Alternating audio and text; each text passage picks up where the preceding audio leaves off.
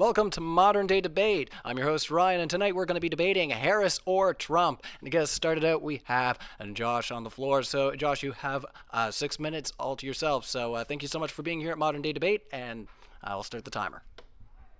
Awesome. Thank you so much for having me. My name's Josh Seiter. I'm a native from Chicago, Illinois.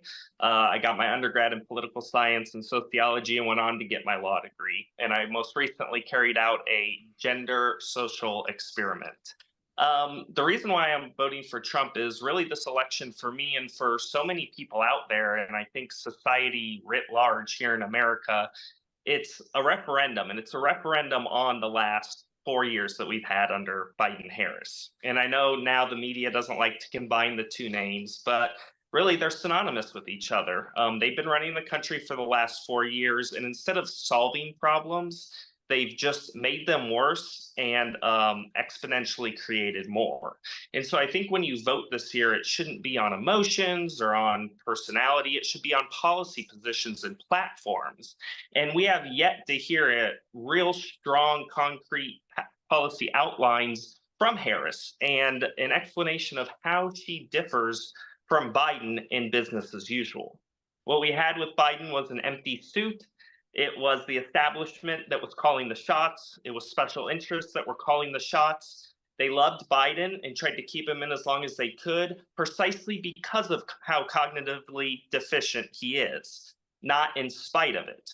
With Kamala Harris, what we have is another empty suit. She is going to allow the establishment to continue business as usual, where we have an open border, we don't have any school choice, we have horrible violence in inner cities, we have inflation that's been out of control for the last few years, long-term interest rates are at an all-time high, and instead of having these problems remedied, they've only been made worse. And Kamala wants us to believe that somehow she's not able to do anything about it now, but magically come January, her and Waltz are going to fix all the issues that her and Biden created.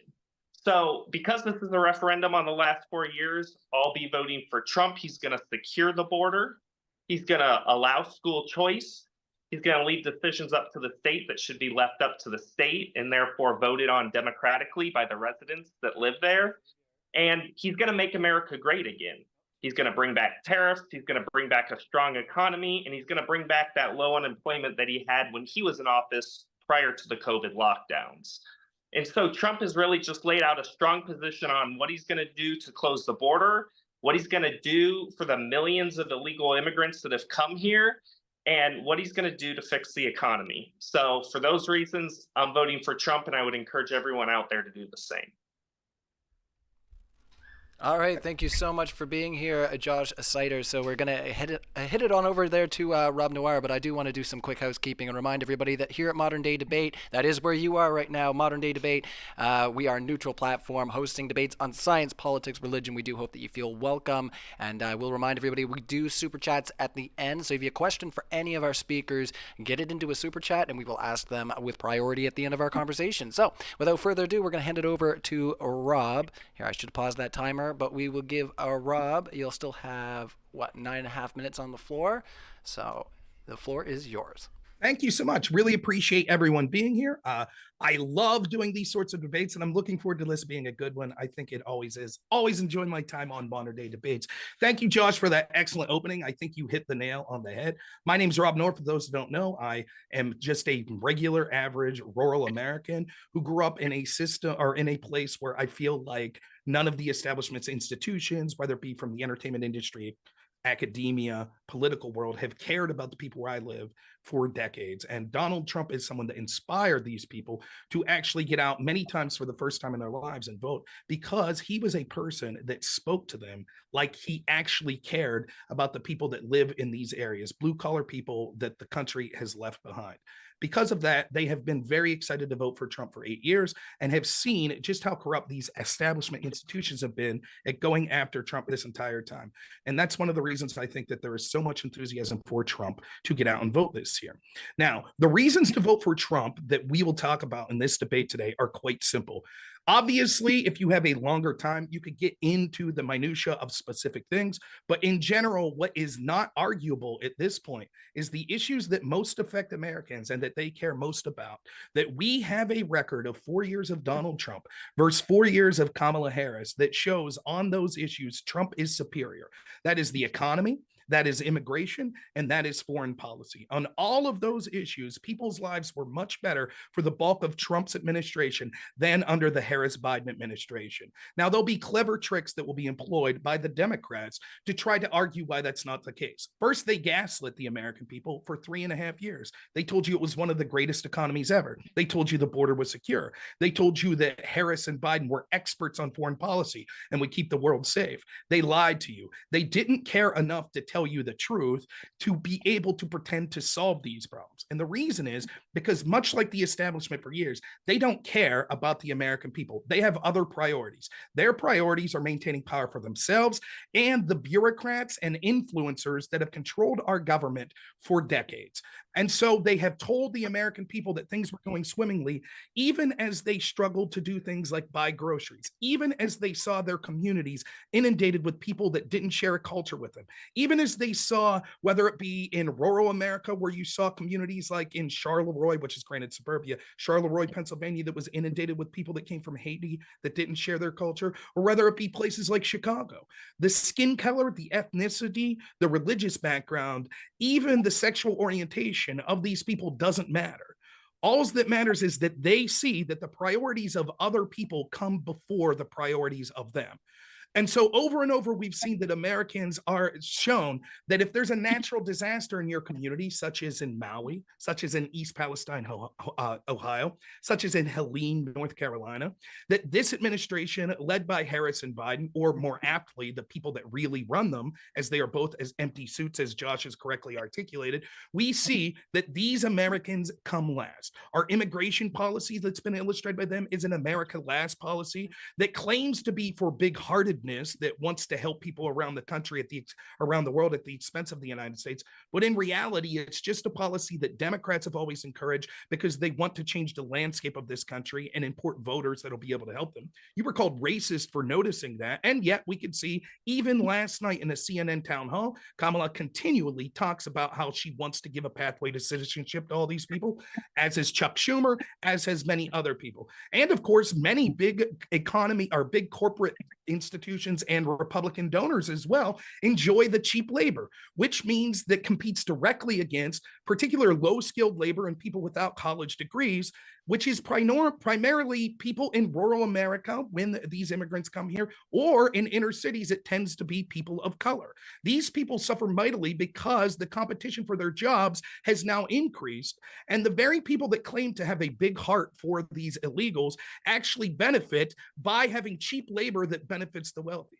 Look no further than when Alyssa Milano told everyone, but if we didn't have these people, who would do our landscaping? Who would clean our homes? Yes, it is a modern serfdom that they wish upon illegals so that the elites continue to live in luxury while the rest of us that just want to be hard workers pay the price over and over. It is always America last. The same is true with the economy.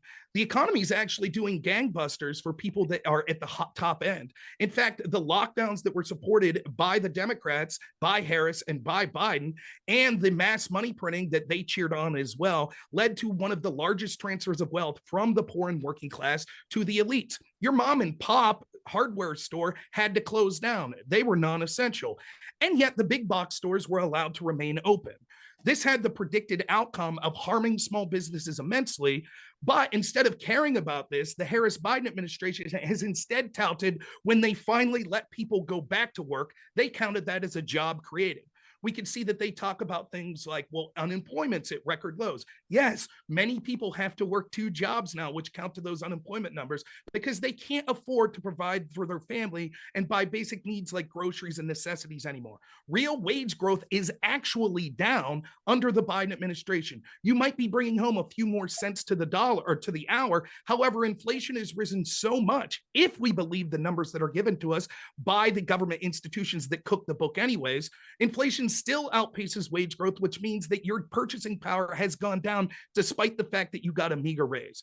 This has been lied to by the American people, by the Democratic Party, by the media, but I repeat myself, and by institutions such as academia that have gaslit Americans into saying, actually, the economy is great.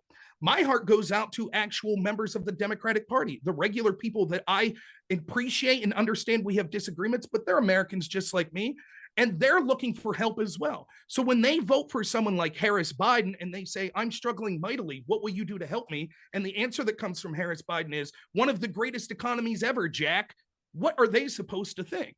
This will continue in the future in a Harris administration because we know she is an empty suit, just like Joe Biden. In many ways, both of them are the perfect candidates for the establishment and for the Democratic Party. Neither have ideas of their own. Joe Biden may once have, but his cognitive decline has made him completely malleable. We even see that he was willing to go against lifelong positions like many of those he had on abortion. Kamala Harris represents the same thing, except it's not because of dementia. It's because she's always been as such. Remember, on the debate stage in 2020, she at one point accused Joe Biden of being racist for being against forced busing. And then once she saw the internal polling was against her, the very next day, she suggested that she also was now against forced busing a mere 24 hours later. We can see that her policy prescriptions that she advocated in 2020, she has done a complete 180 on, such as providing trans surgeries for convicted felons, such as banning fracking in swing states such as Pennsylvania, where I live, such as many of the Green New Deal policies that she advocated for. And when asked, why did you change your mind on this? Instead of admitting that there was a reason, she just proceeded to say, well, my values have stayed the same. We have no idea what Harris will represent because her campaign was designed to keep you from knowing what she was doing and instead hide behind closed doors. She lied to you about Biden's cognitive decline. She's plagiarized her entire life, as we're seeing, and she's a complete open book and empty suit for the same establishment interests that have harmed us with the economy, with immigration, and with foreign policy. The last thing I'll say on foreign policy is we keep talking about how these experts are so great on foreign policy and Trump's a danger. When Trump was in office, the record showed that we had historic peace deals in places like the Middle East. Our allies, countries like Ukraine, weren't being invaded. And we saw that the world was basically peaceful. Now we're closer to World War III than we've been at any time since the Cold War. So for those reasons, I think it's clear, despite the fact that our opponents probably will want to talk about, but democracy, Trump's a threat to it. He's a dictator. January 6th. These are the things that Democrats want to focus on. They can't defend their record that they've lied about for 4 years. And so instead, they'll go to the same playbook that they used in 2016. Trump is Hitler. Some women said Trump did bad things to them. This is because they can't defend their policy prescriptions. They're pretending to care about issues such as inflation and immigration that they've ignored or exacerbated for 4 years only because they're pandering to you during an election year. They'll say the experts are on their side, but we already see the proof. We had 4 years of Trump. We had 4 years of Harris, who will do the exact same thing in her words. Can't think of one thing different she would have done than Joe Biden. We see the results. Americans, you were better off under Donald Trump, and you will be better off for 4 more years if you elect him. All right. Thank you so much, Rob, for your introductory statement, and also to Josh. We are going to kick it over to the other side, but I will say a big appreciation to people in our live chat, Batman Inc. And Athema. Good to see you guys are there doing the live moderation. We appreciate that. And we already have a super chat in from Who's Rich Purnell, so thank you so much for that. We're going to hit it to the other side, and reminder that we do that at the end of the show, and I'll have some other housekeeping and all that fun for you guys. So I flipped a coin earlier, Classy. I'm going to give you the floor first, so you have up to 12 minutes, well, up to 6 minutes for yourself. So the floor is yours. Thank you. Hi, I'm Classy. My argument's pretty simple. We should not vote for people who do not respect the peaceful transition of power. Trump, in my book, disqualified himself from running for office because he incited an insurrection. In the months leading up to Election Day and therefore after, Trump spread blatantly false information and election fraud. These claims that he made were disproved by state government officials, state legislators, many of whom voted for him. Whether it's dead people voting or illegal immigrants voting, the lies just keep coming. When he realized the results were not in his favor, Trump and his team mobilized a false slate of electors. When January 6th came around, Trump knew his supporters were enraged by the false narrative of the quote-unquote stolen election. They attacked the Capitol while the votes were being certified. Pence, his vice president, was pressured by Trump to delay the certification of the votes, which, by the way, is illegal. Pence will come for us, he says. Outside, the Capitol rioters would yell, hang Mike Pence. When the staff told Trump about the danger posed to his vice president, Trump responded with, "So what?" For 3 hours, Trump did nothing while the rioters broke into the Capitol building, resulting in the death of one person that same day, and then deaths of other people in the following days, including an officer. It is no wonder why Pence does not appear on the current Trump ticket. It's obvious he has disregard for his own staff, supporters, and democracy. This is not new, and I'm done with the lies. Even if what Trump supporters says is true, which by the way, it's not, that the federal government created hurricanes, that Haitians are eating people's pets, I'm still going to vote for Harris. Even if Harris were to open the border and let in violent criminals and accelerate us into an economic depression, I would still vote for her. What is a country if we can't respect the peaceful transfer of power? What is a country if a deadly pandemic or a natural disaster gets politicized every time? What is a country that is governed by a wannabe dictator? Whatever that country is, it is not the United States of America. Kamala Harris has great ideas for the economy, fighting off climate change, and restoring reproductive rights. I don't agree with all of her policies, but I am without a doubt that the worst of Harris is better than the best of Trump. America is a land of the free where we elect presidents, not dictators. January 6th was horrible, but there were earlier signs in Trump's autocratic nature. The Mueller report listed 10 examples of possible obstructions of justice. People within Trump's inner circles have been convicted of crimes, and Trump himself said that he would be dictator for one day. But come on, let's be real. It's never just one day. He was president before, and let's not forget why he lost in 2020. Trump constantly avoided listening to his advisor about COVID-19, made contradictory statements with his own public health officials, and said all sorts of nonsense about injecting Lysol to treat COVID-19. All the lies, corruption, divisive rhetoric are the making of a dictator and not a president. There will be arguments that Trump's economy was better than Biden, that there were no wars, that mass deportation is somehow going to solve inflation, the tariffs are just the best thing ever. I'm tired of the gaslighting, and I'm tired of the lies, and we're all tired of Trump. Once in 2020, Trump said that if he lost the election, he would never speak to us again. Unfortunately, that was also a lie. If we elect Harris this election cycle, maybe Trump can finally fulfill his promise of never talking again. Thank you. All right. Thank you so much, Class C and Neurotic, for your opening statement. We'll head it over to First Amender. So just looking at the time right quick, you'll have 8.5 minutes on the floor. So thank you so much for being here. Thank you very much. We walk headfirst into flames, and I do not see the people engulfed bother themselves with screaming. They simply smile with a red hat on, and only when it is too late do they regret their actions. And even some don't even do that, as their bodies remained a charred husk to be dragged away by the sycophants of an orange dictator. Must not have been a real supporter, as alarm bells echoed beyond the valleys. Yet it mattered not, for the sycophants cut their ears off years ago to maintain their blind devotion to the orange man. There I stood peering at a giant screen, faded and covered in stains, audio caked with interference as the splendor of the orange man had faded with every broadcast. Yet I remembered what he had said and what was repeated and touted, torches lit in his name, brethren treated as common refuse, to not be trusted any longer, and the sycophants chided and jeered at my brothers around me. When Mexico sends its people, they are not sending their best. They're sending people that have lots of problems, and they're bringing those problems with us.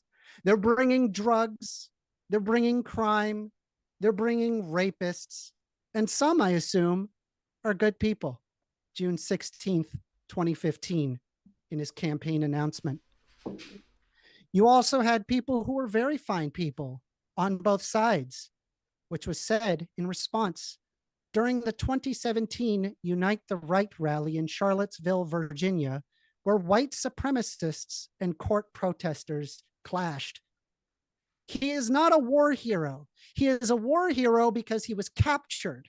I like people who weren't captured, in reference to his own alliance, the Republican Party, to John McCain, July 18th, 2015.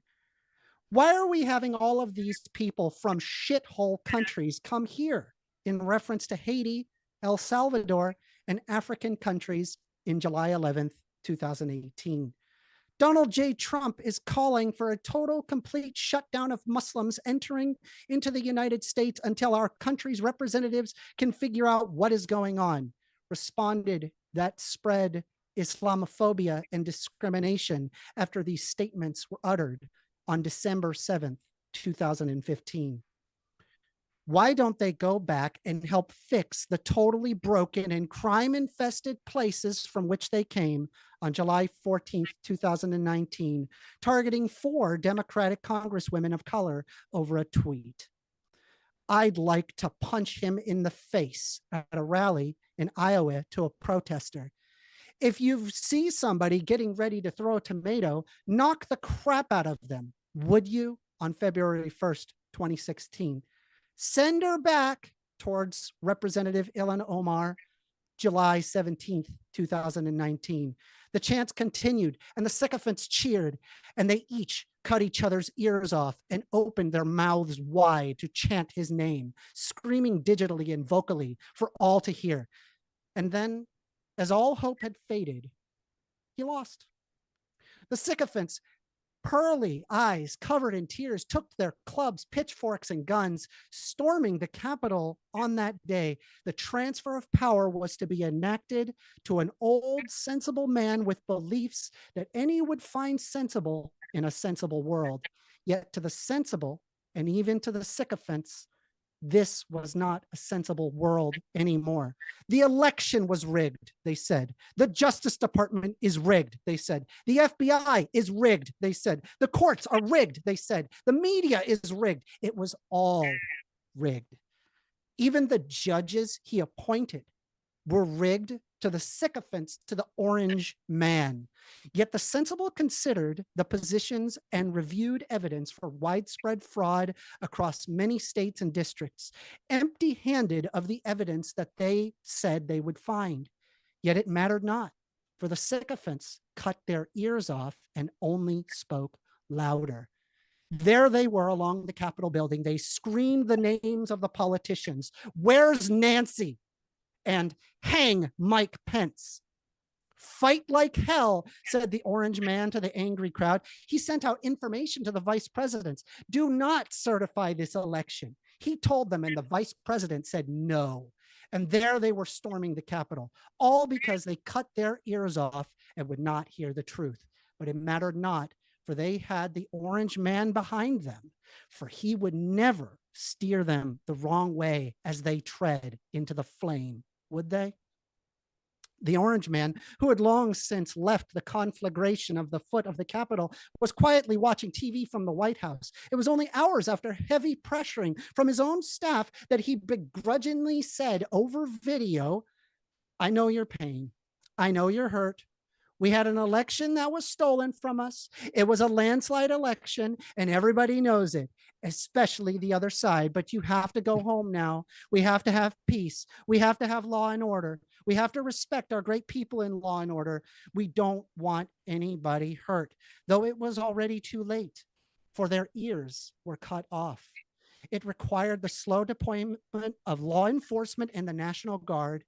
The mayor declared a 6 p.m. curfew for arrest.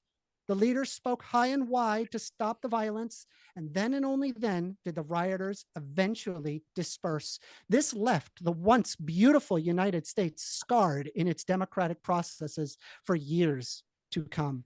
It could never happen here, spoke my parents from Chile, who knew what coups d'etats looked like from memory. We have too many checks and balances of power to prevent this from happening, they said. He refused a peaceful transfer of power, but it mattered not, for the sycophants have cut their ears off and they have walked into flames blindly smiling with a red hat on. The sycophants were including amongst the others under the sole condition, an unconditional demand for loyalty. And there they are handed a dagger to each one and stitches to close the wounds shut where their ears were. The orange man revered himself as the only one capable of saving our beloved country. I will be a dictator for one day, he said. But why would that matter? Their ears were cut off long ago. They would not listen to reason. They walked into the flames covered and even requested gasoline to cover their bodies to be even more splendorous in their doom. He vilified his opponents. He spread misinformation and blatantly false statements. He reinforced his image of a strong leader. He gave his America First rhetoric, calling those who are also citizens rapists and criminals. 1 minute, and let's watch the hard R if you can. Carry on. It mattered not to the sycophants. Their ears were cut off long ago. He scapegoated the minority, often marginalized group that amassed no more than 2% of the total population. By stoking the flames of xenophobia, he could play into the natural fears of others. There were those on his side who refused to cut their ears off to the truth. The sycophants angrily shoved the knife in their hand, demanded that they cut their ears off to the truth, and then they tossed it in the trash. Must not have been a real supporter. Rhino, rhino, they chanted and jeered, teeth barred and ears cut off. The press is the enemy of the people, said the orange man, screaming at journalists and media covering him. Fake news, he yelled, and the sycophants screamed in unison, and the media cowered and feared, only doing their jobs as they've been doing for over 100 years. They thought that they could not trust the media, who had vested interest in preserving the reputation by speaking the truth. Biased source, they shouted, and time. Those with ears... I apologize. I would have continued, but go ahead. No, it's okay. We did reach the end of our timer, so I do. I am sorry for cutting you off, but I thank you for respecting the timer there. So we are going to kick it over to the other side to respond to some of what they've just heard and try to get into an open discussion. So I will remind everybody once again, we've got several super chats already coming in. Thank you so much to everybody who's already put in there. We appreciate your support of the channel, and we do have other live events that will be coming up. So yeah, once again, super appreciate the support. We'll get to your questions at the end. Rob, you were trying to jump in there, so I'll hand it on over to you. Absolutely, Josh, if you don't mind. I'd like to respond. Now, I'll admit, though, to being inspired. I thought to talk about issues that affected Americans in a way such that the average person could understand. But I've been inspired to understand that prose is not the way to go in this debate. So if I may, with some impromptu poetry, to respond to that great soliloquy that we just heard. And as they stood, glistening skin, yellowing from lack of nutrition, no longer could they afford groceries, no longer could they recognize their communities. As crime ran rampant, as they were locked down as non-essential, as their First Amendment was stripped from within, they looked to the heavens. Where could they find sustenance? And then they saw the answer. They could eat the anger at the mean tweets. They could go to the argument of 2016. Therefore, sustenance is not worth what understanding that condemning a man for rhetoric as Hitler could be. January 6th would be their food, they yelled, and therefore they did cut off their ears, not for lack of hearing, but because they must eat something and ears were better than nothing being offered. That was quite literally one of the most insane, hilarious, and absolutely asinine speeches that I think should be clipped and will be clipped to represent exactly what this election represents. Discussions about mean tweets and angry things that were said going as far as 2016, relitigating January 6th once more, completely doing what I called out would be done in our opening statements, as did Josh, that you would focus on the character of Donald Trump, that you would say that he is this unique threat, and you would completely ignore all substance as to how his policies were better for even the groups that you claim are marginalized. You said nothing at all, either of you, about the economy. You said nothing about foreign policy. You said nothing about immigration, or for that many, any other policies. You didn't even mention one thing of Kamala Harris. You are both indicative of the exact problem. You parrot the establishment talking points, so at least you have your ears for that, I guess. And you ignore the suffering that everyday Americans of all creeds, ethnicities, backgrounds, and religions are suffering from now, so that you can stand on your high horse and repeat these talking points that Trump is some unique danger. Talking points, by the way, that were repetitions, as Classy did, of 2016. We were told he would lock up all gay people. He would kick all brown people out of the country, and yet nothing. most of those communities were doing remarkably better then than they were under the Harris-Biden administration. All right, let's give them a chance to respond sure. to some of what you're putting out there. And if anybody sees me chuckling over here, my brain all of a sudden told me we should have brought a drum beat for this one. All right, so Classy, if you want to take a chomp at this one, and if it's quick, then we'll bounce it back and forth. But I do want to get Josh in here too. So go ahead there, Classy. Yeah, so there was a lot that was said there. So the whole thing about mean tweets. So, when you're president, your words have influence on people. And I think it's very important that we elect someone that actually cares about what they say. So here's a excerpt from the Jack Smith indictment that I find pretty interesting. This was regarding the situation in Arizona. There was fake claim that non-citizens have voted. They asked Trump to show evidence, but he never did. And then they tried to get the Arizona House Speaker, Rusty Bowers, to replace the electors with fake electors. He refused, despite the fact that he voted for Trump, and that he advocated for his reelection. And then a couple of days later, an angry mob of Trump supporters started chanting outside, calling him a pedophile and all sorts of derogatory things, while he was taking care of his sick adult, of his daughter who had liver cancer. And this is just one example of many situations where he has spread just like false information, misinformation that his own campaign staff, and again, his own party officials have told him that's blatantly false. And it's led to so many people believing that, yeah, like all this stuff is true. All right, let's let Josh respond here. Yeah, I just want to respond to my esteemed interlocutor over there. They talk about, what I predicted they would talk about, which would be personality rather than policy positions or platforms. And you saw that with both of their opening statements. They're just hurling ad hominem attacks at Trump and criticizing things he said that they thought were mean or hurtful. I want to talk to the everyday, average, normal Americans out there that are watching this, and talk in normal speech and normal language. The way the opposing side opened up is indicative of why people aren't fans of the left right now. Average Americans feel like these people have their heads in the clouds. They just don't talk about the things that people care about. We care about shutting down the border, not letting criminals flood into our country. We care about the economy. We care about being able to provide for our family. We care about having auto insurance that isn't doubling every few years. We care about being able to afford groceries. We care about the price of gas. These are all things that have gotten progressively worse under Harris and Biden. And they're going to keep getting worse if they vote in Harris, the same person, for the next 4 years.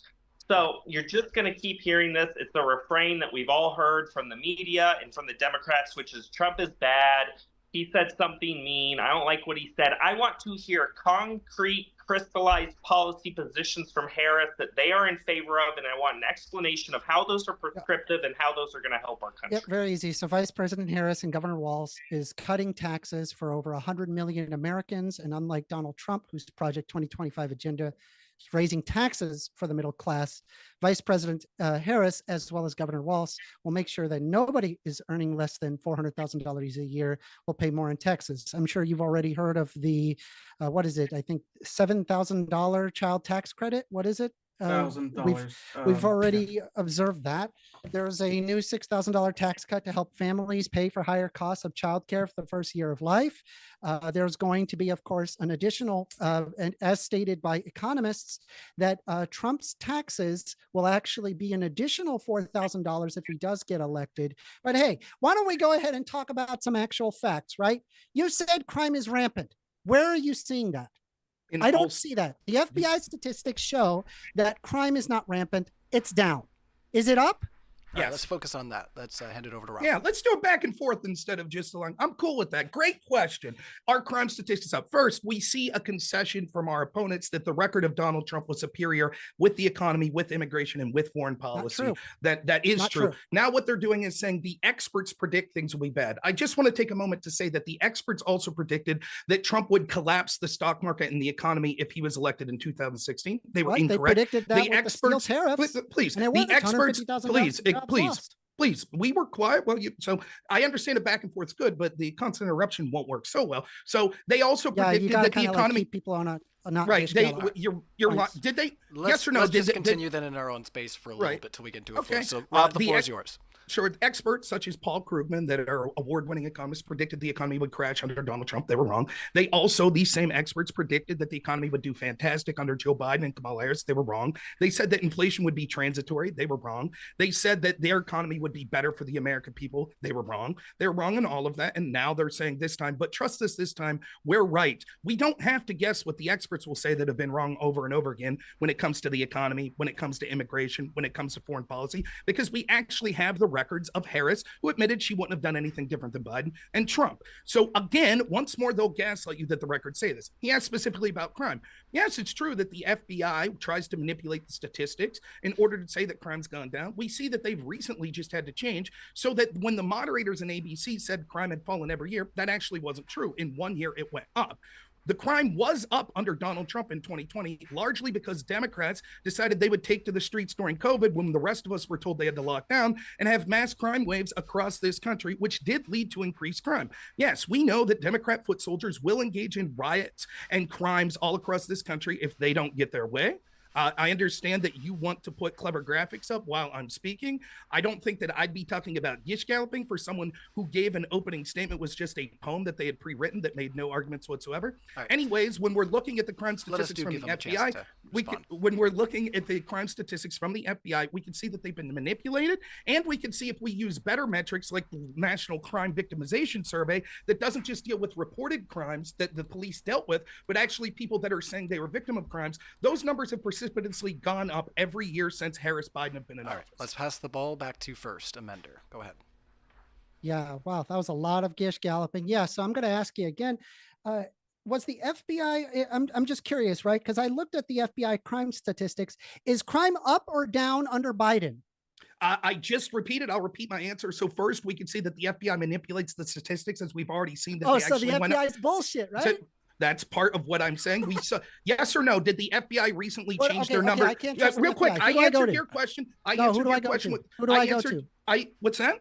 Who do I go to if I can't trust the FBI Well, statistics? why don't you answer the Who yes/no should I question talk that to? I asked you, and then you What's answer your the yes or no question? All right, just one the second yes there, no first, Amender. right. The yes/no question that I asked you was: will you admit that the FBI just recently changed the numbers that showed that crime actually did increase in 2022? All right, What? we'll let you answer. Will that. you admit that the FBI How just did the recently FBI change the numbers? So actually, Yes. can, All right. can I Why actually would they Yeah, jump for in on sure, this guys. then? We're gonna Great let Classy question. in here. He's been holding on and listening. So go ahead there, Classy. So crime is down. They did like change sort of the method to like how they get statistics though. I think I know the source where you get it from. I think you're getting it from the Crime Prevention Center. I think it's like a gun rights advocacy group. I tried to actually go to the FBI website to download the data to see like where they got the numbers that it's up. I couldn't get the numbers. So like I don't know what you're talking about, but just looking at the graph, it is down 2022 and 2023 and 2024. And it is the numbers down went up. overall. I believe the numbers, the recent change was the numbers went down in 2021 Right, and then back up in 2022. And now we have 2023, or maybe it was they went down in 2022 and up in 2023. But to answer First Amendment's question, go to the National Crime Victimization Survey. That's where you could go.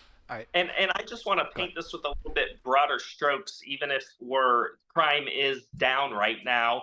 Just look at the policy positions of the two candidates. Kamala Harris wants to allow biological men into locker rooms, sports, and restrooms, and female prisons with other real women.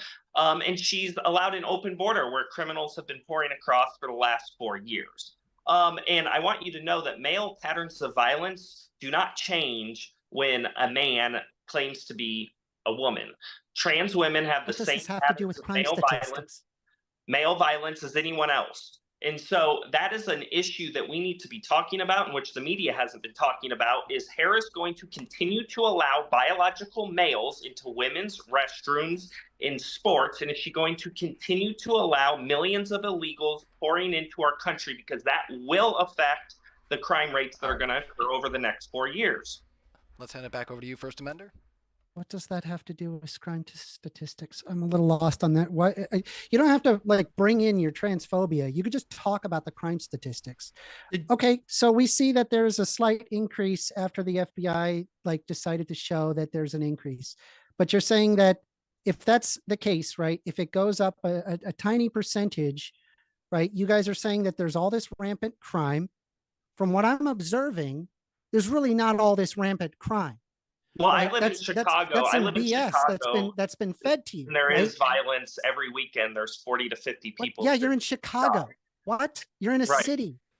Right. That's We don't any care city. about right. And what we're saying, our argument is first off, you're wrong. Your initial perception that you don't see crime is irrelevant. Polling shows that people feel But you that don't even crime trust is the please let me statistics. finish. Polling proves that they feel people feel that crime is significant. Secondly, I gave you the best statistics, which is the National Crime Victimization Survey. You haven't touched it once. That shows that crime is up. Crime Victimization Survey. All I did was bring up the FBI crime statistics, which is a valid source. You said you can't trust it, right? Because it's establishment media. This is That's what I not- mean by you cut your ears off and you sewed them shut so that way you don't have to hear the truth. You don't care about the truth. You're not literally- interested. you're Anything that exhibiting doesn't the show in very- favor of you're Donald exhibiting- Trump, then you obviously think that that's a bad thing. But if it's in favor of Donald Trump, you think it's the truth. You're exhibiting the exact behavior you're criticizing me. You gave a set of statistics, which I didn't just say it's mainstream media. I don't believe it. I gave specific reasons to question those statistics. I could give more. Meanwhile, I give you what I'm saying is a better indication of crime, which are people, not just the crimes that police have gone after, which is what the FBI is looking at, crimes that they've investigated, but actually people that have suffered from crime and that are victims. And the National Crime Victimization Survey actually shows that crime is up. Now, other reasons that we shouldn't prefer the FBI numbers, in addition to clearly, even if we say it's not corruption, their methodology is flawed enough that there are significant changes, so much so that in 2022, they initially said crime was down, and now we see that it was 4.5% up. I got But news also for it you, relied, even real with quick, your, I'll finish real increase, quick. it's Please still stop, lower. please stop sewing your ears shut and listen for a second, and maybe you'll understand something.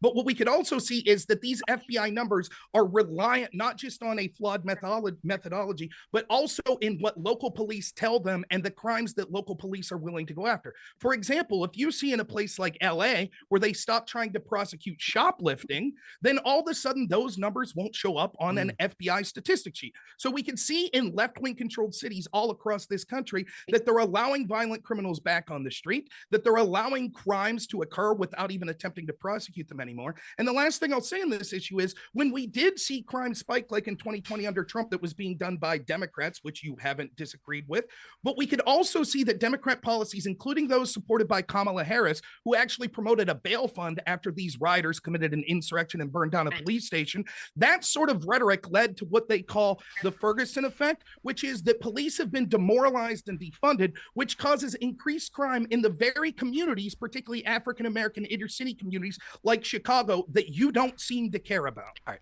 hand it So back over. even with, sorry, go ahead. No, I just wanted to make sure that we wrapped it up there and just gave you a chance to respond there, First Amender. I know you guys got a lot of energy, but I do want to implore Josh and Classy to jump in at any time and ask you politely to make some space for them. But go ahead there, First Amender. Apologies.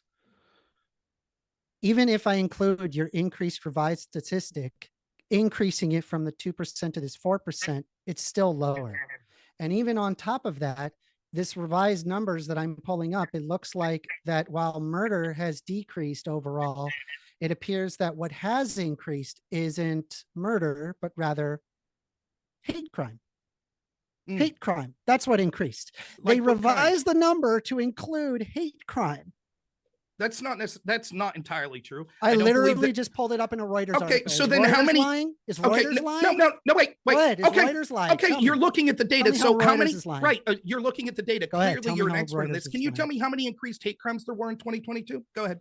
Well, What was I the don't number that we're freaking at? know. I'm just pulling this up on Reuters. I Oh, literally just so- Google it and then I so wait a find minute. real information you're just from real repeating- sources, and I don't cut my ears off, kind of like what you're doing right now. So what you've admitted was you didn't even know that the FBI revised the crime statistics. Please, That's what you fair. I admitted. didn't know that. Just So one then what second I there. do is that I Google and I learn it, and then, sorry. Okay, so no what you've worries, let's admitted. carry on. What you've admitted was you didn't even know that the FBI revised those statistics, which shows even That's if correct. it wasn't I didn't. intentional. That's great. Thank you Please, for giving me please, the information. Please. please. The way this works is don't cut your ears off. Listen to when another person is speaking. So you admitted All right, that they nobody's didn't cutting know their that they ears off. Let's just, like I say, try not to so cut each other off. you admitted that you were unaware of this. You admit, at the very least, even if it's not intentional, that it proves that these FBI crime statistics are fallible because they have to readjust. And now you're saying, but I quickly Googled and they said hate crimes are up and everything else is down. My question is then how much are hate crimes up? You're like, I don't know. I just read a headline. Yeah, I don't really understand that. Numbers off the Again, top of my head. I What's wrong with repeat, you? all of this is non-responsive to the flawed methodology that they stopped going after certain crimes. The fact that we can see the National Crime Victimization Survey continues to say things like assaults of a sexual nature. I know we're not supposed to say the R word, but things like that, murders, etc., are still increasing. And it also doesn't really help your argument if those other types of crimes are going up. For example, many people are furious at property crimes. We can see that in places like Washington, D.C., where staffers used to work or still work for politicians, it used to be relatively safe. Now they're getting carjacked at record numbers.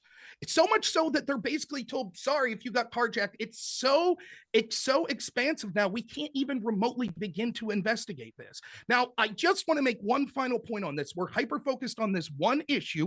Again, our opponents, including Classy, admitted he don't care if there's a recession. Trump's mean tweets and everything, or a depression, I'm sorry. He said Trump's mean tweets means he would vote for that any day.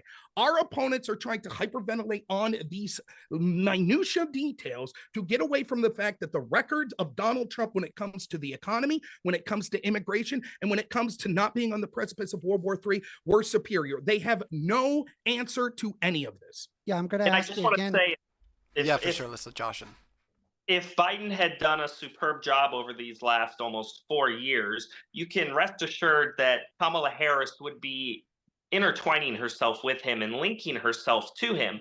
But she's not doing that. And that's because Kamala Harris knows that everything's a disaster right now. And that's why she's trying to extricate herself and divorce herself and her brand and her name from Biden. So her doing that is an indictment on how bad the last 4 years have been under Biden. Don't ask me. Don't ask my esteemed colleague. Ask Kamala Harris. And she would tell you, I don't want anything to do with it. That's essentially what she's saying. Rob Noerr didn't actually answer my question. So even with the revised standards, let me ask you this. Is crime down? From when? 2021? No. Crime's up. Yes, it is. Crime's up from 2020. It is down. So you're telling me the It's FBI down, yes. Real quick, I just want to get this clear. You're telling me that the revised FBI statistics, which you have access and you're looking at right now, Yes. that the 2021 numbers, that 2023 is lower than 2021? Yes.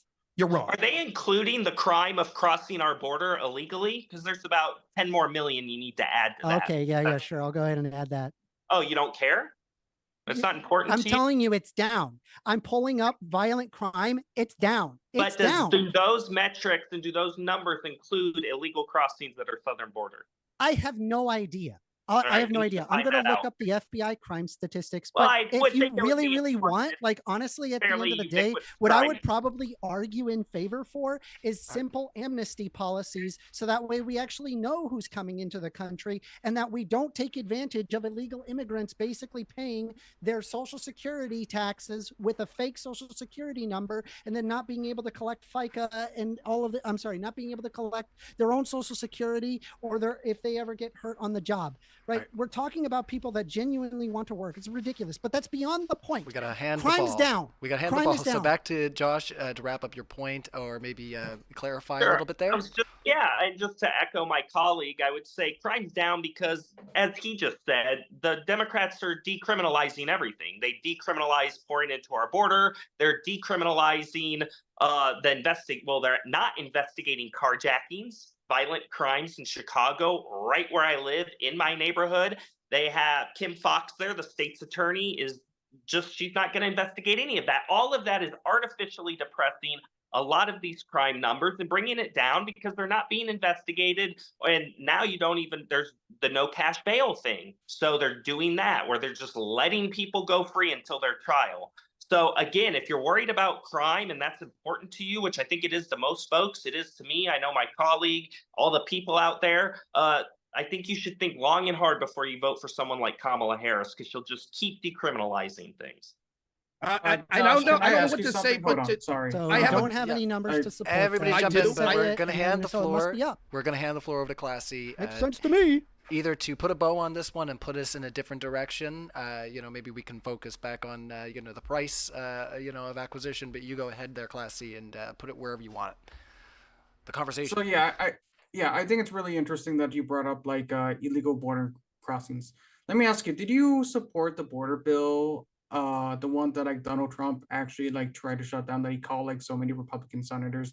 It's like, and then it said, hey, you can blame it on me, that it didn't go through, and it would have actually helped the migrant crisis you guys keep crying about.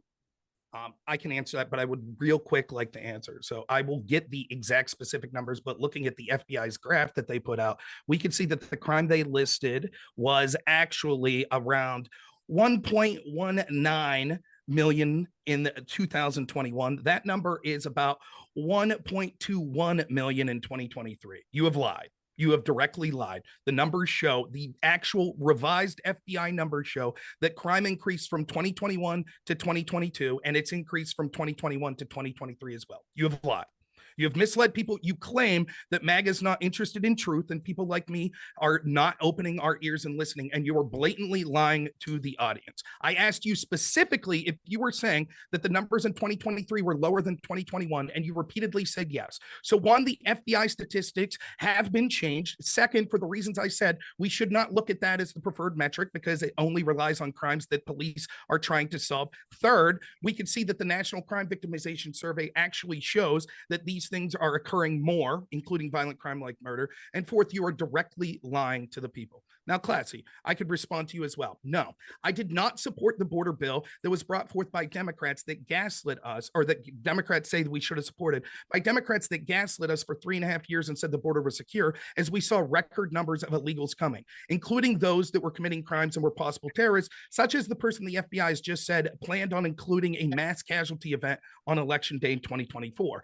That bill was designed to do several things. First, it enshrined mass amnesty. Second, it only came into effect if 5,000 people or more a day were crossing the border, which is untenable. Third, it would have enshrined it in law, which meant even if Trump or Republicans won in 2024, they would have been beholden to this.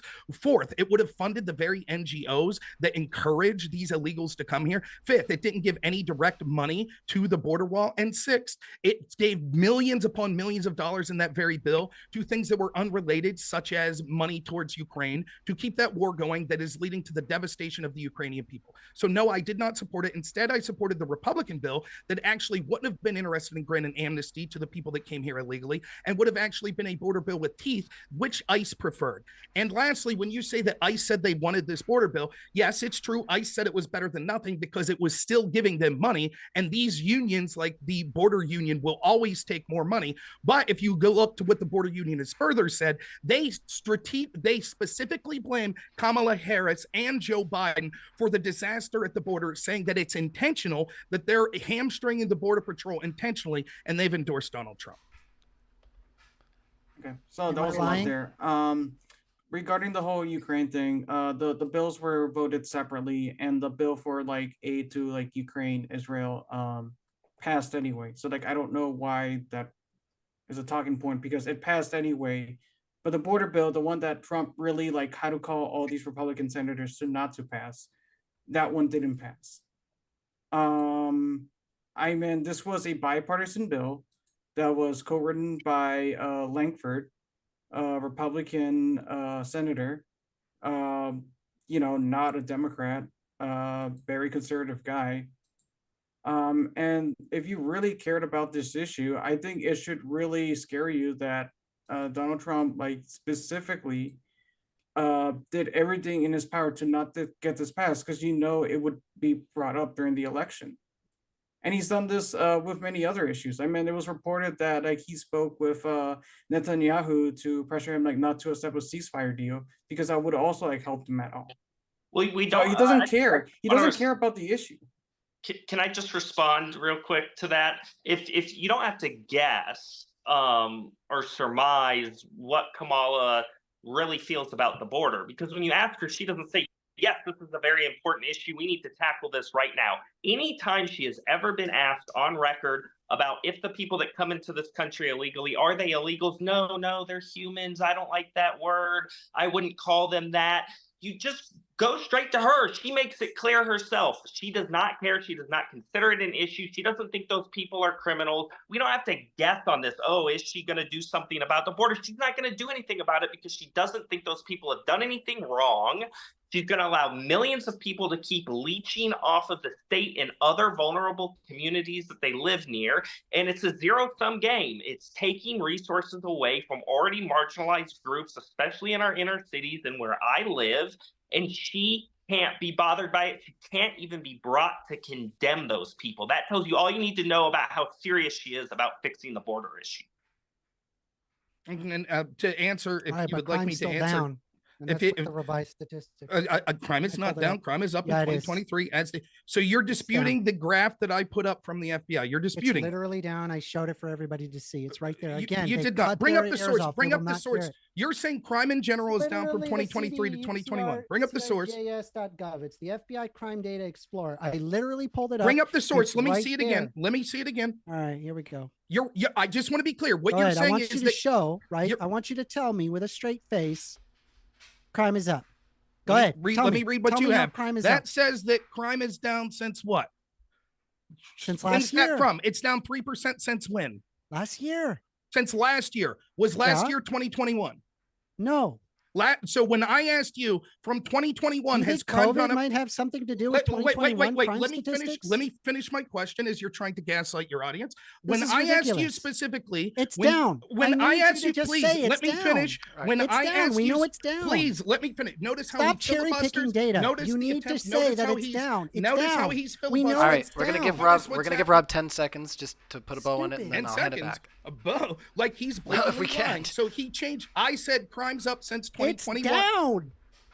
I'm clearly It's not getting my 10 down. I seconds as showed he's it. going back, James, to the filibuster tactering, which I said It's that he not would do. filibustering. So I'm I holding asked your feet to the specifically, fire. I'll just It's talk. I down. assure you I could talk over you and louder than you, faster than you, I'm more sure you could. intelligently than you. So It's if down. the moderator is not going to allow me to talk without you interrupting me, then I'll talk over Well, you. I can That's no start. I problem can on my start. part. Employing those mutes if you're. All having I'm difficult- asking you is to just tell him, let me get my point out. So the point I was making, I asked specifically, are points you out. saying that crime is down from Gish got 2021 according to crazy. he's again talking over me. I asked him specifically if crime was down from 2021 to 2023. He answered in the affirmative. Then he provides statistics that say that crime is down from 2022 to 2023. Yeah, 'cause I I'm not gave the cherry-picking actual data that statistics. showed that crime is up. My chart, and I've never disputed that from 2022 to 2023 that there was a slight decrease. That is true. What I said was from 2021, the FBI numbers showed that down it was even up. from He 2021. lied to his audience. He lied to all of us as the It's just data down shows. overall. And then then when it's pointed out, he then says, well, do you think COVID had something to do with it? Because he knows That's he's wrong. correct. Will you 'Cause crime admit, goes up will when you, people all I'll of a answer sudden a don't simple have yes, basic no will necessities suffice. met. A Yes. simple yes, no will suffice, and you could then expound on it if I you just want. can't Will you stand the admit, lying. will you admit that crime is up in 2023 based on these numbers I'm not compared going to to abide by 2021? your cherry picking statistics. It is. Crime All is right, down. we've definitely hit a wall there, fellas. There's no point to carry on with this back and forth as far as we've hit at this point. So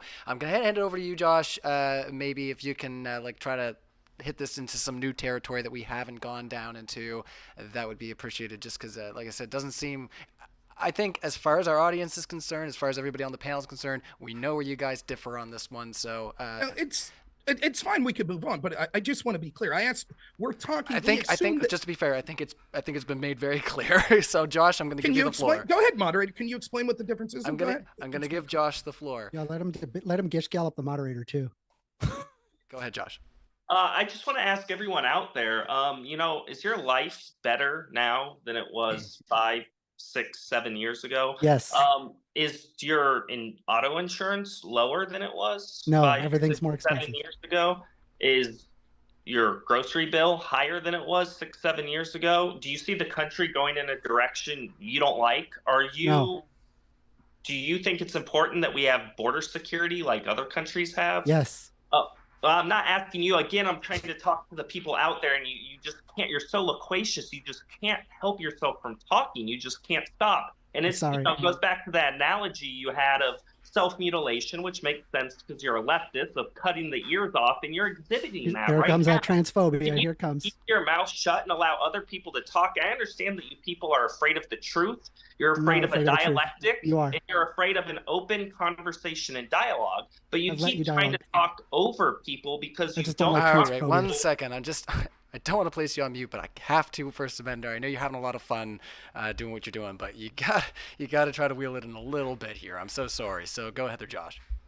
Yeah, so folks, I don't even have to talk. I think you saw a great example of how the two sides are. You have one person that wants to shut down open discussion, who wants to yell and talk over somebody, and you have someone who just wants to engage in civil debate.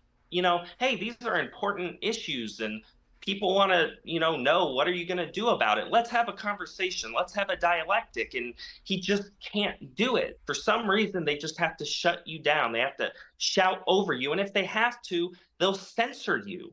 And we saw that under Biden. They'll censor what you say on social media. And so he is a great example of what they do writ large on the left, which is constantly trying to silence voices when we say, hey, I have a question, or hey, I want to talk about this. So I just want to finish my point. Ask yourself, are things better now than they were 5, 6, 7 years ago under Trump? Or if I put the two resumes of Harris and Trump side by side, who did a better job? Maybe the personality of this person isn't exactly what I wanted, but objectively judging these two resumes, these two CVs, who's done a better job? And if you do that, I think you will come to the conclusion that the only viable person you can vote for in this election between the two is Donald Trump. All right, jump on in there, Classy. If you got some thoughts there. Sure. So things are better now. As of September, the inflation is at 2.4%. Gas on average is $3.16 on Tuesday, which is really low, actually. And in some states, it's even lower. Actually, That inflation was still lower under Trump, but that's all right. All right, let's let Classy continue. but do you understand what caused the inflation, though? Like, we had a pandemic, we had a global crisis in the supply chain. Okay, if you're gonna say that Biden caused the inflation because of the American Rescue Act, let's not forget that Trump passed the CARE Act as well. You have to give stimulus packages because you need to stimulate the economy. If not, you're just gonna go into depression. You said, I don't care if we go into depression or not. I do care. Okay, we had the CARE Act under Trump. We had the American Rescue Plan under Biden. This was necessary to continue the economy. And like I said, let's remember why Biden lost back in 2020. He had a terrible response to COVID-19.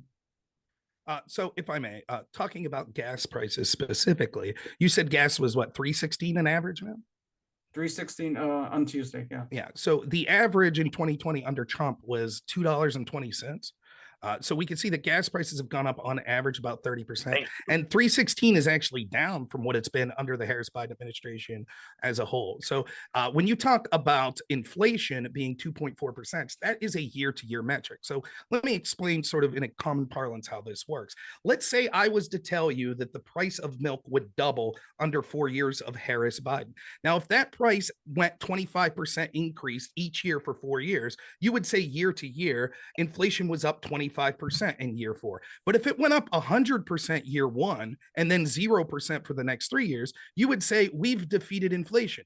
Yet in both cases, the American people would be paying double what they were under the previous administration. What happened was the inflation numbers under Harris-Biden were so bad that they fell back down to sort of normal ways, but it's not 2.4 over what it was during Trump. It's 2.4 year over year. So we had horrible inflation numbers, sometimes year to year, according to the official data of being near 10%. And cumulatively, what we can see is Americans for many things are paying 30, 40, 50% more. In some cases, when it comes to things such as rents, such as mortgage percentages, etc., they have doubled and sometimes even more. They're paying 30% more over many staples that people need, such as basic necessities, such as milk, eggs, meat, things of that nature. Prices for certain things such as gasoline, crude oil, oil, lumber, etc., have gone up at rates that are even higher than this. And the problem is those inflation things affect poor and working class people more than the wealthy. Because even if you might buy more expensive food, if you're rich, you're still only using a very slight percentage of your overall worth. Whereas someone who's working class may spend as much as 30% for the necessities of groceries for their families. So if there is a large percentage increase of those sorts of things, it affects the poor and working class more, which is why we've seen under Harris Biden, it is true that there have been some people that have been doing very well, and that tends to be the extremely wealthy, which may make sense as why you see that the Democratic Party, and particularly Harris, is the party of the extremely rich right now. Most incredibly wealthy donors are supporting Kamala Harris. Eventually. So I'm sorry. Yeah, there's a lot that you're throwing out there. I'm so sorry, Rob. So I don't want to cut you off, but I have to. So no, that's Classy, perfectly reasonable. Yeah. Do you want to jump in here or first amender? Party of the extremely rich. Meanwhile, Elon Musk is literally endorsing Donald Trump. Bro, listen to yourself. Do you not hear yourself?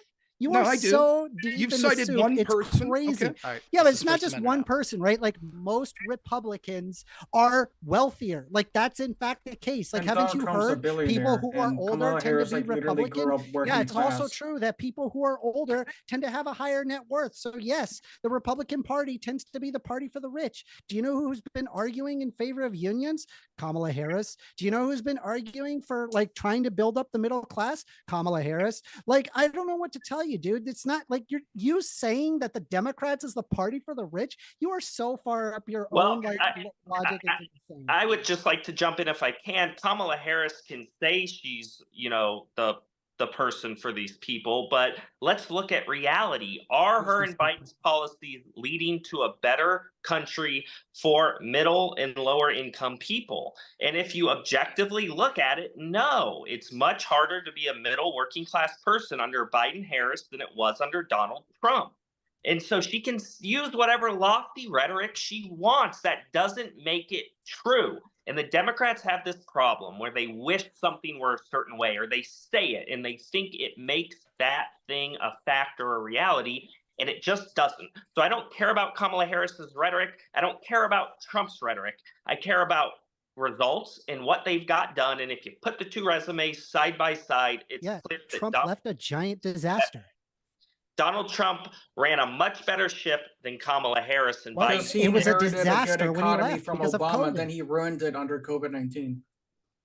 It's not true. So first off, that the is numbers, true. He left with like tons of unemployment. That's not true. So if you no. allow me, That's if you allow me to 100% articulate, true. and so if you allow me to articulate first Answer off, we can see the donation numbers show that it is stark that the donations that come from the wealthiest American or from wealthy Americans are disproportionately in favor of Harris and the Democratic Party. Of course, we would be able to say that there are outliers to that, and there are going to be specific wealthy people that would favor the Republicans and Donald Trump. Of course, that's true. That would be like if you said the majority of Black Americans are donating to the Democratic Party, and I say, but my neighbor's Black and he donated to the Republican Party. That doesn't disprove the claim that you met. And you're saying, do you hear yourself? Because you're talking about a few outliers. The data doesn't lie. It shows that. Second, when it comes to the economy, we can see that Trump's economy was outperforming Obama's economy. And it is true that there was a pandemic, and there is criticism to be levied at Trump and the Republican parties for the handling of the pandemic. But that pandemic was something that was historic. Notice how Classy Neurotic already earlier said, as an excuse to some of the failures of the Harris-Biden, but they were dealing with COVID. Why does Trump not get that grace where this catastrophe occurred and we say, see, that caused the collapse, therefore it's all on Trump's shoulders? Let's ask them that question if we can pass it back. But the difference is that Donald Trump, you're the one that is blaming Biden for what happened with inflation, but when we're showing, hey, COVID caused unemployment to go up, you don't blame Donald Trump. I can easily tell you none of that is Biden or Trump's fault. They can only deal with the cards that they're left with. And I don't believe it's either Trump or Biden's fault for inflation, but you do. You don't place any blame on Trump, but you place all the blame on Biden. What has Kamala Harris done for America that you love? What? She was VP. She did nothing. She couldn't do anything. She's a VP. VPs don't make policy He had a decisions. long They could reported suggest on things, the but record ultimately the work decision experience. maker is going to be All right. Biden. I think- That's how it is. Let's let Josh clarify his question there. She has a long track record of public life, dating back into California as Attorney General, as a state's attorney. What has she done, or what policy positions has she advocated for that make you think she needs to be the next president of the United States?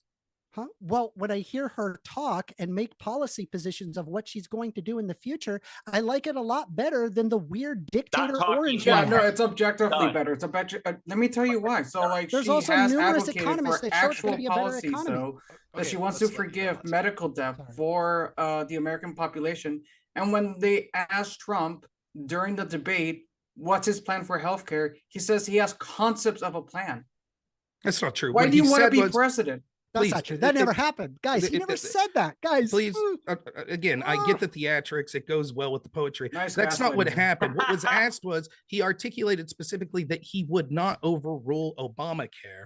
And when asked what he would do to do that eventually, he said they have concepts of a plan, but he said he would not upset the status quo of Obamacare unless they had a better plan, which they're formulating concepts of. Compare that to Kamala Harris's answer on the town hall the other day, when she said she can't be asked to give specific policy prescriptions because she needs to research it. She's been there for 4 years. The idea that, well, she was VP and therefore she couldn't do things is belied by her own words and Joe Biden's.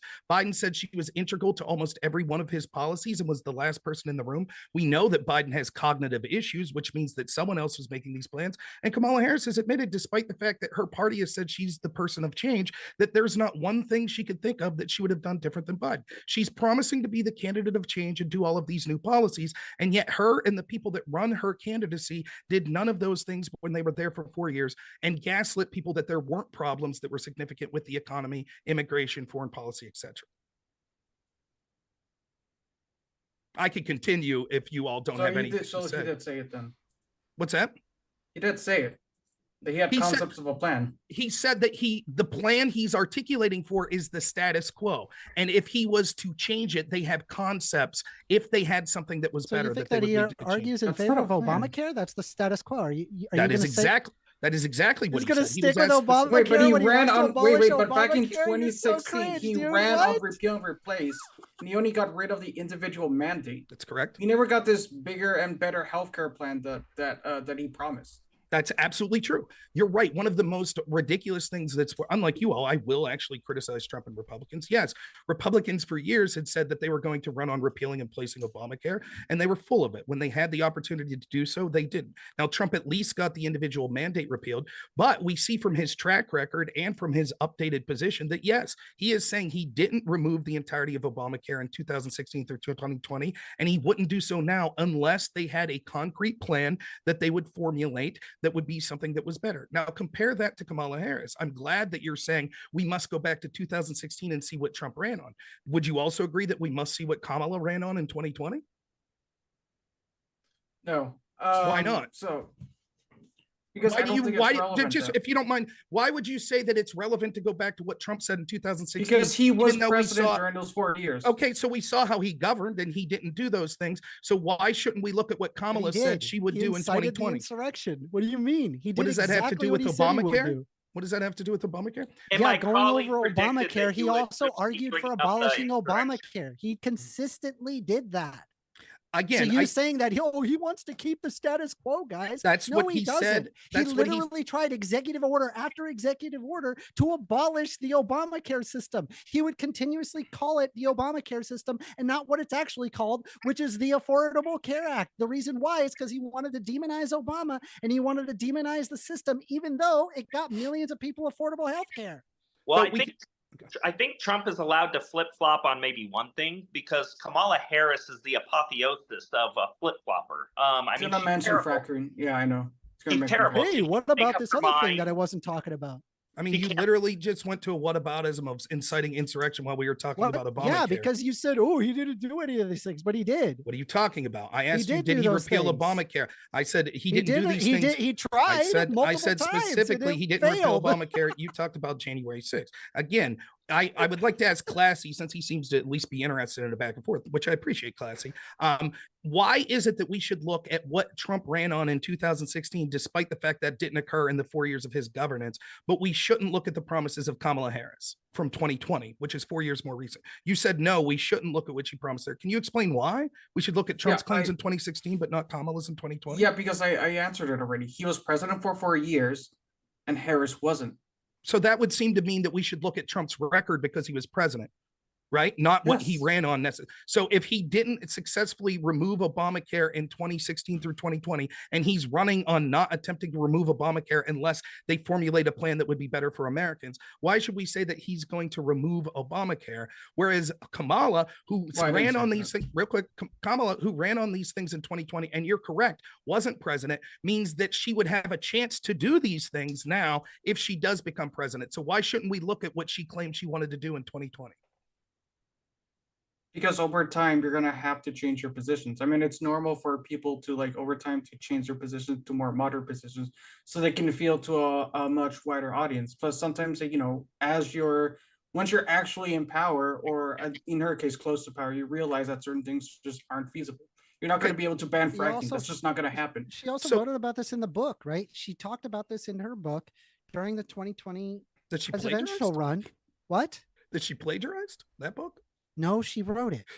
Anyway, Hmm. so I don't know, it's kind of weird. So talking about her book, she was arguing over what was happening in 2020 and made the comment about, say, for example, abolishing ICE, because and you know, she changed her mind. But really what she was doing was in reaction to what was currently happening, where they were literally physically separating children from their parents and putting them in separate cages. And so they actually showed this to be the case. And then they're like, okay, well, why is this happening? It was so bad that they actually had to do state sanctioned DNA tests because they couldn't figure out whose parent went to what kid. It was that bad. And so like I could totally understand her position where she's like, oh, we need to abolish ICE during that moment, but obviously that's not feasible. And now here she is running as president. And so it's like, okay, you actually have to have feasible policies. So yes, it makes sense to change your position. Honestly, like if Donald Trump changed his position, I wouldn't like hold that against him. That's not a bad thing Well, you to just like did. You grow said and learn more. And Obamacare. then now that you know more, you like change your just did. mind. You just did. You said he supports Obamacare and he didn't before, so you would judge him. No, as that's your- not what I said. That's what your interlocutor said, Josh. Rob Noerr just said that he supported it, but then he didn't support it. The reality is that Not what I he said. never supported it. He said that he wanted to argue the status quo. However, the status quo is in fact the Affordable Care Act. So he's sitting there saying he wants to have the status quo, which is the Affordable Care Act, yet the antithesis seems to be the case. He That's not held the- executive order after executive order to end Obamacare. And guess what? He's going to keep trying to do that because he doesn't like it. And So he's again- going to replace it with the concepts of a plan. What an So- amazing dude. So again, we talked about this specifically, right? And what you can see is you literally just proved Josh's point that he made to you that he governed in 2016 to 2021 way. You said you wouldn't hold it against him if he changed his mind. You then say he said he's for the status quo, and then you say, but that can't be true That's because what in you 2016 said, Rob. that is not what I said. Trump. I said Trump has been specifically. consistent the entire I mean, time. I don't know what to say. You're having trouble following the conversation. What I said was he said that he's advocating for the status quo. wrote You down said what you said. you You're said not gonna please, gas please. the We're conversation. trying to be quiet while Let's you just talk. let Rob We are. clarify, you know, what his question was earlier and his thoughts earlier, and then we'll let you respond. It's becoming difficult because oftentimes we're making points here and you're making claims, No, and you're then we dish go gouger. based. All right, Again, we're going to get once pulled more, into you a meta. interrupt. Let's Sorry. just go back into the so- argument if you don't mind. Right. And so just like the argument before was 2020 crime stats 2023, what I said here was he said that he would defend the status quo. And Josh said, no, that can't be the case because of actions he took from 2016 to 2020. Then he later says, I wouldn't hold it against Trump if he changed his mind, which is exactly what he's doing. He's just saying Rob said it. But I would like to reference some of some of these things on the border. First off, when talking about kids being separated at the border, it was Obama that initially had these kids put in cages. The cages were built under him. Democrats didn't seem to care. In fact, Joe Biden and Kamala Harris said it was a human rights abuse for kids to be in cage. And quite promptly, when they came into office, we saw 6 times more kids in cage under them than we saw under Trump. In addition to that, we can see that ICE is admitting now that they've lost 300,000 children under the Harris-Biden administration because of their That's open not border true. policies. No, that's not true. That's not Go what ahead. happened. No, Go ahead. because yeah, I know what you're talking about. You're misrepresenting what they said. What they said it was like 291,000 didn't show up to court dates. You're misrepresenting that. I know the article you're talking about. Do they know where those kids are currently? They just said they didn't show up to the court date. That's it. Like, So they're would still you with agree their this? sponsors? Would you agree this is sort of how the process goes? Some of these children are sent to sponsors, etc., and then they're told you have to show up to court. And we agree the reasons for that would be very important. You want to make sure these kids are going to environments where they're taken care of, correct? Doesn't Correct. mean that they're missing. No, but I'm saying that that's doesn't the mean that they're reason. missing. That's the reason that ICE needs to keep track of these children to make sure they're going to, because we know that ICE has admitted that some of these kids are sexually trafficked. So we want to make sure that these kids are safe, correct? But I think you're misrepresenting what it said. It didn't say that they were lost or that they were missing. It said that they didn't show up to the court dates. I feel like you're not answering the question, and you're sort of going. I where you am think- answering the question. I You're don't- misrepresenting what happened. No, so will you because admit your premise is will you wrong. just okay? So will You're you admit yes? misrepresenting what All they right, said. just let's let Classy explain what's going on over there. As I mean, admittedly, Rob and First Amender, you guys have had quite a bit of floor time, fair. so Apologies. go ahead. No, it's okay. Like I said, these are just natural things that happen in these conversations. Go ahead there, Classy. Okay, so we're talking about the Department of Homeland Security, right? So they had a report that said 21,000 unaccompanied migrant children had not, as of May 2024, received a notice to appear in court. Additionally, more than 32,000 unaccompanied migrant children got a notice to appear, but then failed to show up for the immigration hearing case. But this is not the same thing to say that they are lost or missing. It's not an issue that these people are missing. It's an issue of just not having the proper paperwork, which I think that's maybe like worth criticizing, sure. But like you're making this into some weird like human trafficking thing, which is just like blatantly So false. I'll answer. It's a JD Vance talking point. I'll answer in the affirmative. I think Classy what it meant that we want DHS, ICE, et cetera, to be looking into these children because we know that they could be trafficking. And then the next step of that is, well, how will they do that? And they have to be able to monitor these children, and they have to show up to the appropriate hearings and such. You're admitting that 290,000 something haven't showed up to the hearing that have been scheduled to show up. That's what the data says. Now there's just a quibble for, are they lost? Well, I guess it's how you define lost. Would you admit this at least, that DHS doesn't know where those children are? This would be the It doesn't last. say that they don't know where the children are. It just says they didn't show up to the court date. But how would they know where they were if they're not meeting the appropriate benchmarks, such as court dates that they were coming to? Are they visiting them at the homes? Are they, is there, like, can you explain to me what's happened if they know where they are? Sorry. I don't have a response. I love So how he's like that's- asking like these hyper specific statistics that there's no way you could possibly remember all of these very, very specific statistics. Yet when brought up the basic statistic as to whether or not crime fell, he still thinks that it went up, even though it went down. All right, well, we It's came a- full circle, so I think this might be a good time to go into that Q&A there, guys, because we do have a lot of questions that have poured in, and I don't know about you, but you might also have some pouring to do yourself, whether you want to get yourself a beverage or use the washroom. Maybe take a moment there to our speakers, and thank you so much for being here. You guys aren't budging, so I mean, speak now or forever hold your pee. That's how it goes over here. We are going to go into Q&A, so thanks again to all of our speakers for the lively discussion. I do my best to try to stay as far out of it as I can, but sometimes, people want a little space, and, I do what I can to be as good as I I can. thought you did great. Oh, thank you I so much. enjoyed it. Yeah, no, this has been a lot of fun. I think it's been really fun, and thank you for hosting this. I really appreciate you taking the time to host this. And it got a little spicy. I probably should have gotten some milk, because how spicy the debate got. Oh, my. We should do a combination with that show Hot Ones and eat wings while we're Yeah. It'll be all right. Oh man, no, I can't. No, I had like a tiny bit of wasabi on my sushi the other day, and I was like, oh my god, I gotta use this when I go out singing. Like Yeah, it'll clear you up. it cleared me out. It did. Just in here, up here, everybody. Don't get any crazy visuals. So yeah, let's jump to that Q&A. Thanks everybody who's already put in a question. We're gonna jump right into those questions. And I was just projecting, guys. It's actually me that needs to have a step out. So, who's Rich Parnell has a question for both parties. If Trump/Harris were not on the table, ooh, I will stick around for this one because this will be quick, I think, potentially. Who would you choose? So, yeah, let's start with you, Rob. Who would you choose if Trump and Harris were not on the table? Trump was my third choice for the Republican primary. I preferred Vivek Ramaswamy or Ron DeSantis over him, so I would pick either of those two. JD Vance would also be a tremendous option.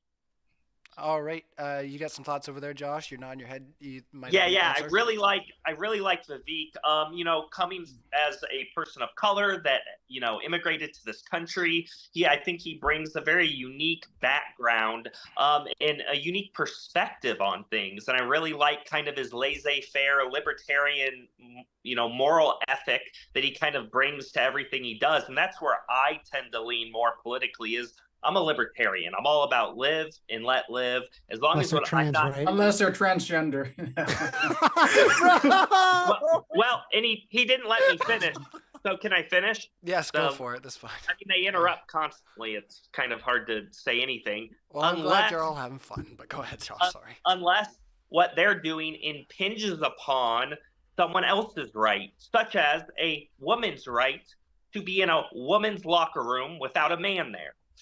And so I really like Vivek Ramaswamy, and I also do like some of the things Ron DeSantis has said. There are some things I disagree with him on. All right. Hopefully that gave you a chance to think about somebody because you were kind of at your chin for a second there. First Amender, who else would you prefer to see on the ticket?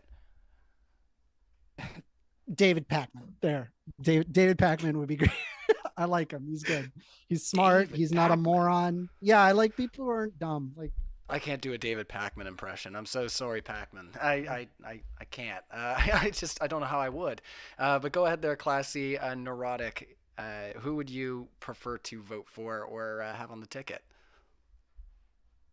I'm fine with the ticket. I mean, it's fine. I think Harris is a good choice. I think she has a pretty good record as vice president. I know you guys like to talk about that, like, oh, why did she do this as vice president? When her role is either as a stand-in for president or being the tiebreaker because she's the president of the Senate. And she actually has a record in being the tiebreaker, beating John C. Calhoun. Actually, I thought that was really interesting when I was researching for this debate. Actually, and like one of those votes was actually the Inflation Reduction Act.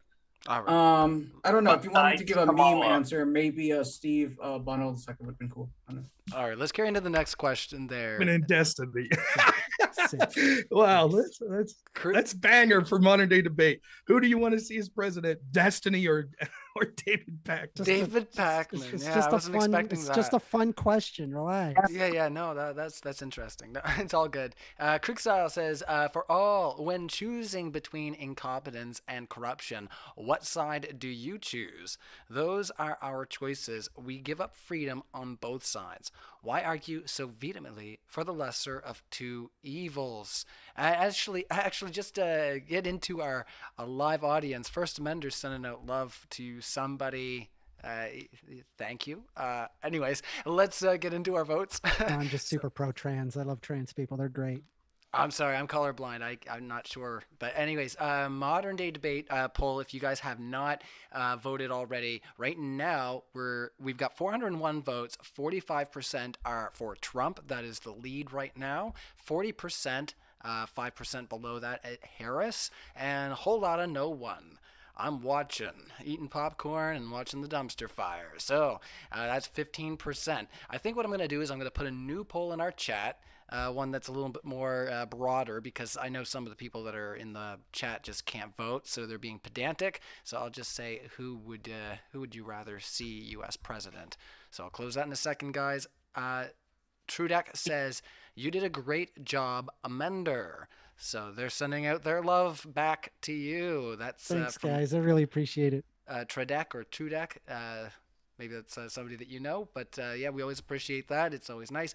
Chase Hatchett says, Trump is literally jealous of Hitler and wishes he had his generals. How do you defend that? Well, I'm Jewish, so to me, this anecdotal stuff that the left keeps bringing up, they're experts at twisting words and making things sound nefarious when they're not. I'm Jewish. These anecdotal things about Trump saying something that could be interpreted a certain way, I don't care. I want somebody that's going to run the country and run it right. And when you put their two resumes next to each other, Trump is by leaps and bounds ahead of Kamala Harris, and I could not care less if he made a comment about Hitler. It doesn't bother me. It's a good thing you're not trans, right? So I don't know what that comment was about, but No. also the Good- problem good with thing this, you're the problem with the Jewish. question is, it assumes that we know this statement to be truth. We Correct. do not. So think what you would have to know about this. First, you have to believe some anonymous people that haven't given their name to this story. Surprise, surprise, like every time Trump runs, or even Republicans, you can go back before Trump. Remember the binders full of women, all of the things that were said about Mitt Romney, who I have no love for. And there were similar things that were said, accusations going back for Republicans, and even at some point Democrats, these October surprises that aren't sourced. Now we could take former Chief of Staff John Kelly specifically, who claims that Trump said things about this. Well, first off, Mike Pence, Chief of Staff that was in the room with them most of the time, said this is all garbage. It never happened. And second, what you would be forced to believe is that John Kelly, who left in 2018, felt so obliged to go to Jonah Goldberg at the Atlantic in 2020 to say, oh, and trust me, Trump said that soldiers that died were suckers and losers. And he felt so strongly about stopping another Trump presidency that he needed to say that. But he did not say, oh, and by the way, he praised Hitler all the time. Instead, he waited 4 more years, and then it just immediately crossed his mind 2 weeks before an election. Oh, and remember, guys, he said Hitler was good. The story reeks of just blatant desperation, and it's another one of these accusations against Trump that there's no proof of. No one else heard it, but trust this one dude, bro. Trump says he likes Hitler, even though he did more for Israel by leaps and bounds than either Obama or Harris Biden. All right, I have a feeling there's going to be some response on the other side, so if you would like to respond, we can have that and let Josh and Rob have the last word. So, Classy or First Amender, do you have any thoughts? I mean, like, I don't know. I just feel like my interlocutor is just like a gish galloping king, and it's like insane that he can't stick on one point. And like even on like having to like hold his feet to the fire for an extended 20-30 minutes, he couldn't answer the question, and only until way later he could finally barely eke out an answer, which is crazy to me.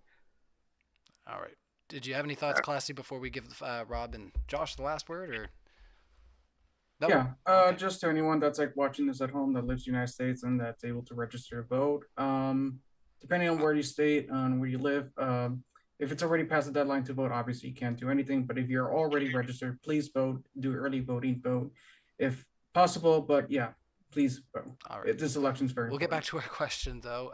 Can I just say, Rob. Classy? I think Classy misunderstood. That wasn't like final statements. You meant anything to say on that specific question, correct, James? Oh, sorry. Or, I'm yeah, sorry. I thought we were ending. Yeah, I get your No, confusion. we have Okay. quite a few Sorry. questions left. Sorry, Classy. I'm No, sorry. no if worries. you're- I'll say I'm good. I was No, gonna I'm say, if you're in a hurry to leave or anything like that, I can rush them along. No worries. I good. did No, kinda, I'm good. Okay, I did kind of steamroll over this one. We kind of forgot about it because we checked out the poll, and I think Josh and Rob were pretty happy that they were winning in the poll there. So I'm going to close that one out, and we're going to start up a new one. But Kruxal had asked, for all, when choosing between incompetence and corruption, what side do you choose? Those are our choices. We give up our freedom on both sides. Why argue so vehemently for the lesser of two evils? So yeah, let's start over with you first, Amender.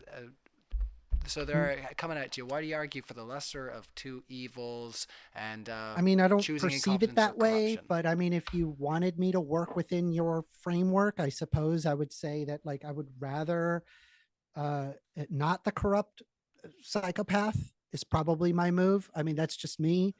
At least then we'll have I can guarantee that we'll still have an America 40 years later, but I can't guarantee that for the corrupt guy. That's my issue. All right, we'll ask you the same question there, Rob. Why argue so vehemently for the lesser of two evils when choosing between incompetence and corruption? Again, I disagree with the premise of the question. I do not feel that Trump is either incompetent or corrupt. I think that metric goes to the establishment, and particularly Kamala Harris, who is both incompetent and incorrupt de facto, because she's so incompetent that it's people running the show behind her. When you talk about whether or not we'll have a country in the next 4 years, remember, this is the exact rhetoric we heard from 2016 to 2020, which didn't result in any of the bad things. The record speaks for itself, as we were able to articulate throughout this entire debate. What I will say is platforms like Modern Day Debates, and even the channels that you see like Classy Neurotic, if he has one, or First Amendment, Josh, who's been on things like with Alex Stein, and other debate channels, even people like David Pakman and Steve Bennell that was brought up, that all relies on protecting the First Amendment. And we can see a full-throated push by the establishment, including former Secretary of State such as John Kerry and Hillary Clinton, saying we need to reject the First Amendment. And we see proof that they've gone after what they call disinformation. And what do they mean by disinformation? Well, what the Harris-Biden administration means is anything that goes against the narrative they want to push. The biggest purveyors of disinformation have been mainstream media outlets that push disinformation on COVID, disinformation on the Russia collusion hoax, and will continue to say any uncited garbage, such as Trump said he likes Hitler and generals, or Brett Kavanaugh was someone who was doing some very heinous things. So yeah, if you like modern day debates, and if you like the ability to speak, it's actually the Democrats and Kamala that are more corrupt and want to stymie that. All right, well, we do appreciate free speech over here at Modern Day Debate, and we do offer everybody a chance to make their case here at Modern Day Debate. Thanks for the kind words for the platform there, Rob. And Classy Neurotic, yeah, same question. Why argue so vehemently for the lesser of two evils when choosing between incompetence and corruption? Can I just say that Trump is both incompetent and corrupt? I mean, we have a whole indictment about it. I highly recommend people read the 165-page Jack Smith indictment. I know Trump's lawyers are really scared of the facts, but and yeah, the Mueller report is also really interesting though. Look, yeah, go ahead. Sorry. We're not gonna agree with everything. Actually, feel like I'm more in line with someone.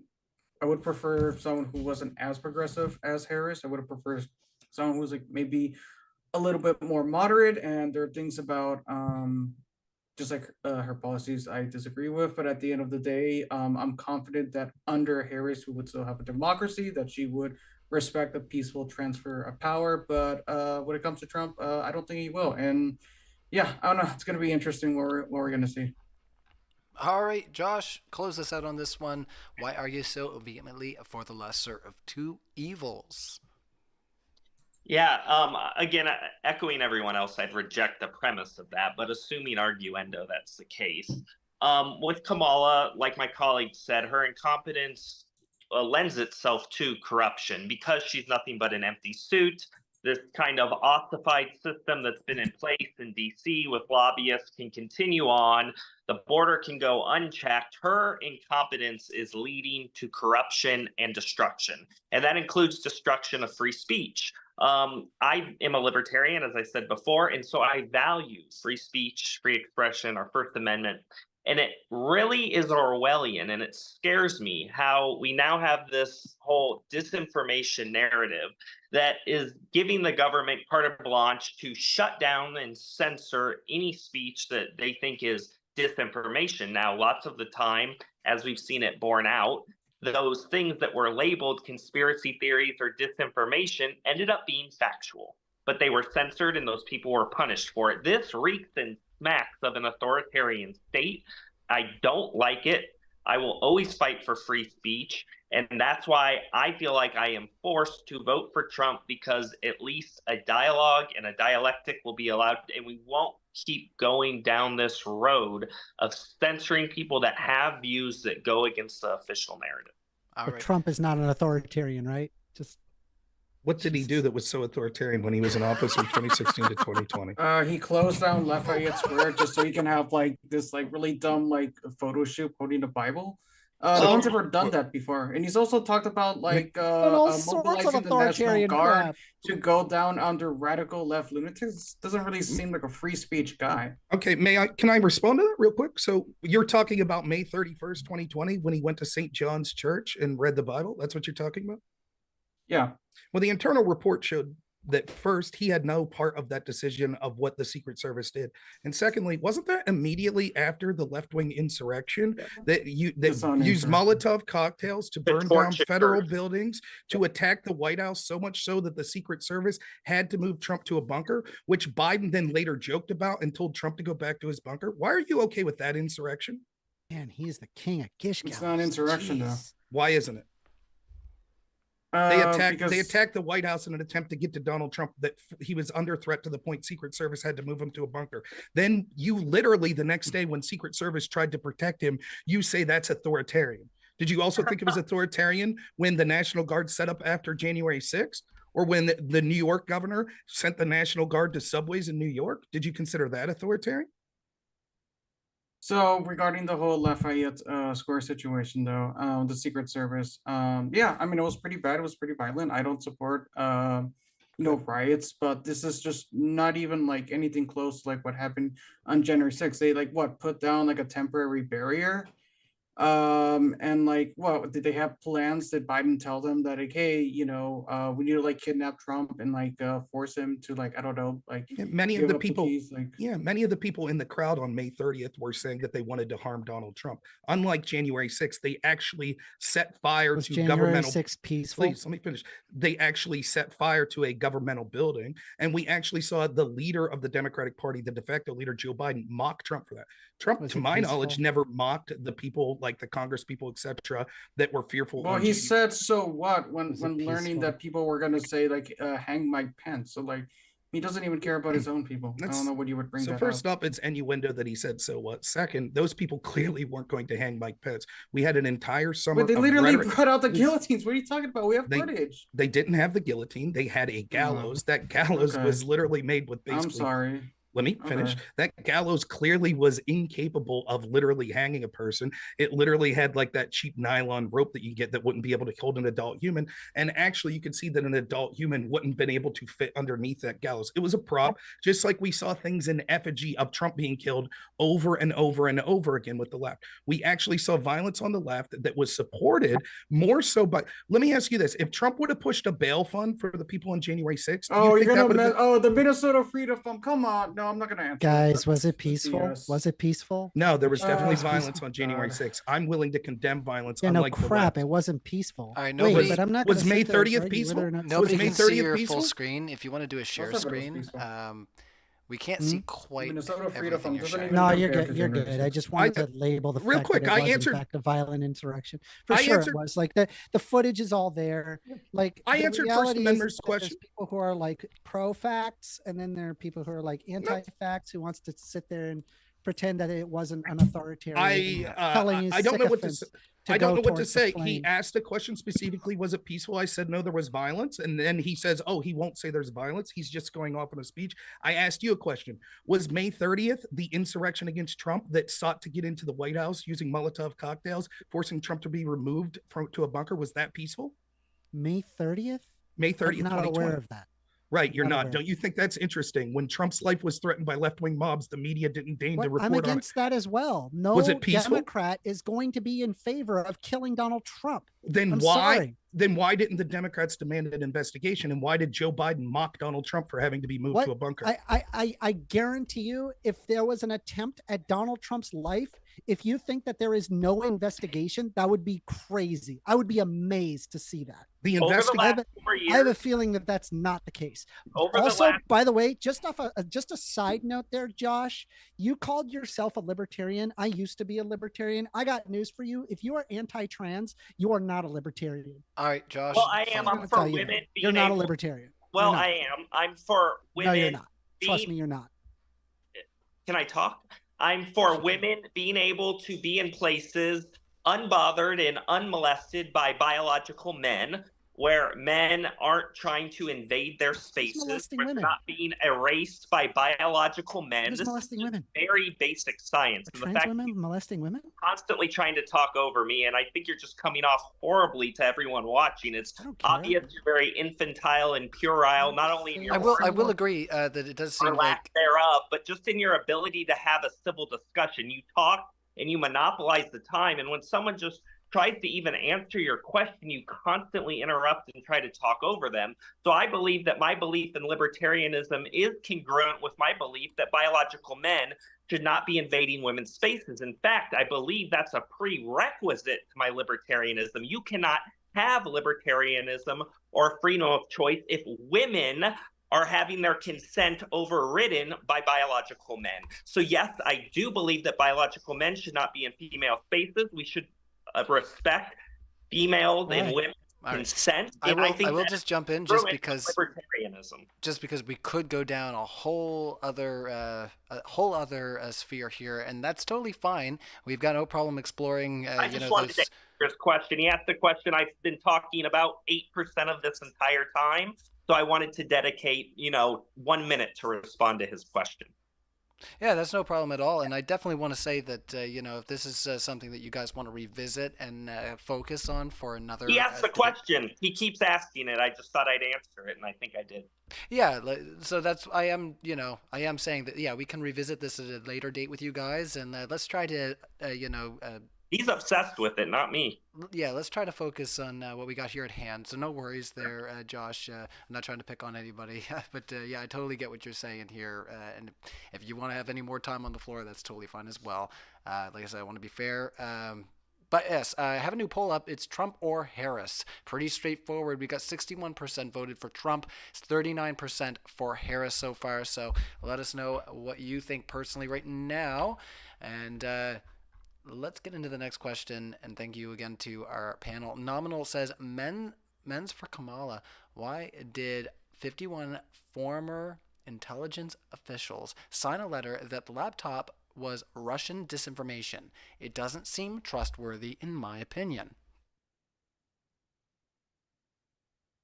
That's for Classy and First Amendment, I believe. Yes. So they're saying for the Kamala side, why did 51 former intelligence officials sign a letter that the laptop was Russian disinformation? It doesn't seem trustworthy. I don't know off the top of my head. I would have to research that information. I don't know. But they were wrong. They were wrong, and it wasn't disinformation. I don't know. I don't know what the information. No, we know it wasn't disinformation. I look at the facts. I don't look at like this weird partisan argument, right? If I may, I just look at the situation as is. If I may, since they don't know about it, if I may, Chuck Schumer told us why. When Trump won but was yet to be sworn in, Chuck Schumer admitted on Rachel Maddow's show in 2016 that because Trump criticized the intel agents, that they would find, quote, 6 ways from Sunday at getting back at him. For example, we know the FBI illegally spied on Trump's team, accusing him of colluding with Russians. And they used, in order to spy on him, evidence that was obtained by the Hillary Clinton team, which they got by colluding with a Russian spy named Igor Dushenko, or a suspected Russian spy named Igor Dushenko. When you talk about the intel agencies, the FBI, etc., it is clear that they've done things such as a bare minimum illegally spied on Trump. 51 former agents signed off on that on that letter saying that the Hunter Biden laptop was fake, which affected the 2020 election.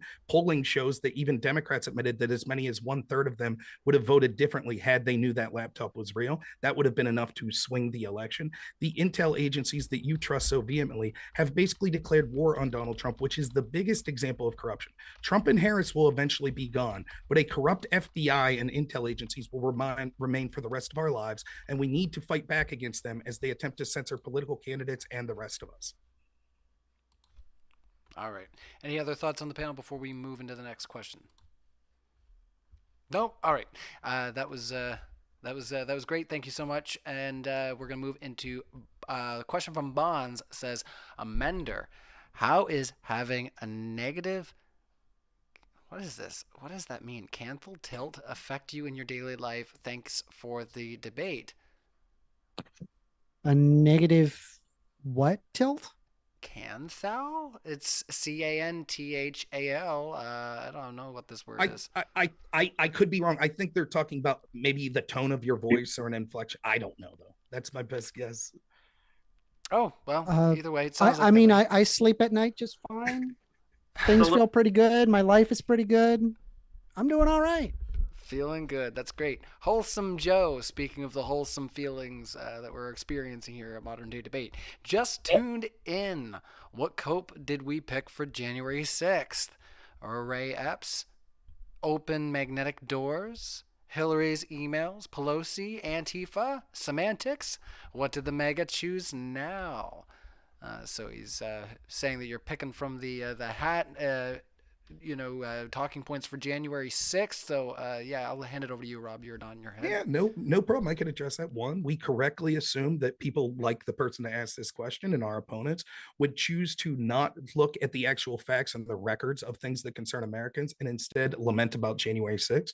This is done by people that did not care about corruption, such as the illegal spying from Democrats through the FBI on Trump when they were upset about the loss of the 2016 election. They also, you could see how classy poo-pooed the fact that Kamala Harris, when there was actually insurrections occurring across this country, by the way, I don't believe they're insurrections, but using the same justification that January 6th was one, these insurrections that occurred around the country that were far more severe than January 6th, she actually promoted a bail fund for the people that burned down a police station. So we talked about that.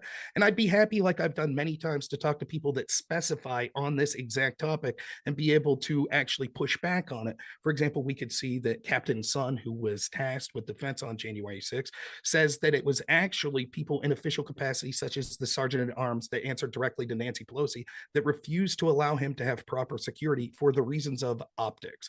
So January 6th is a red herring. Of course, there was violence that occurred that day and should be condemned.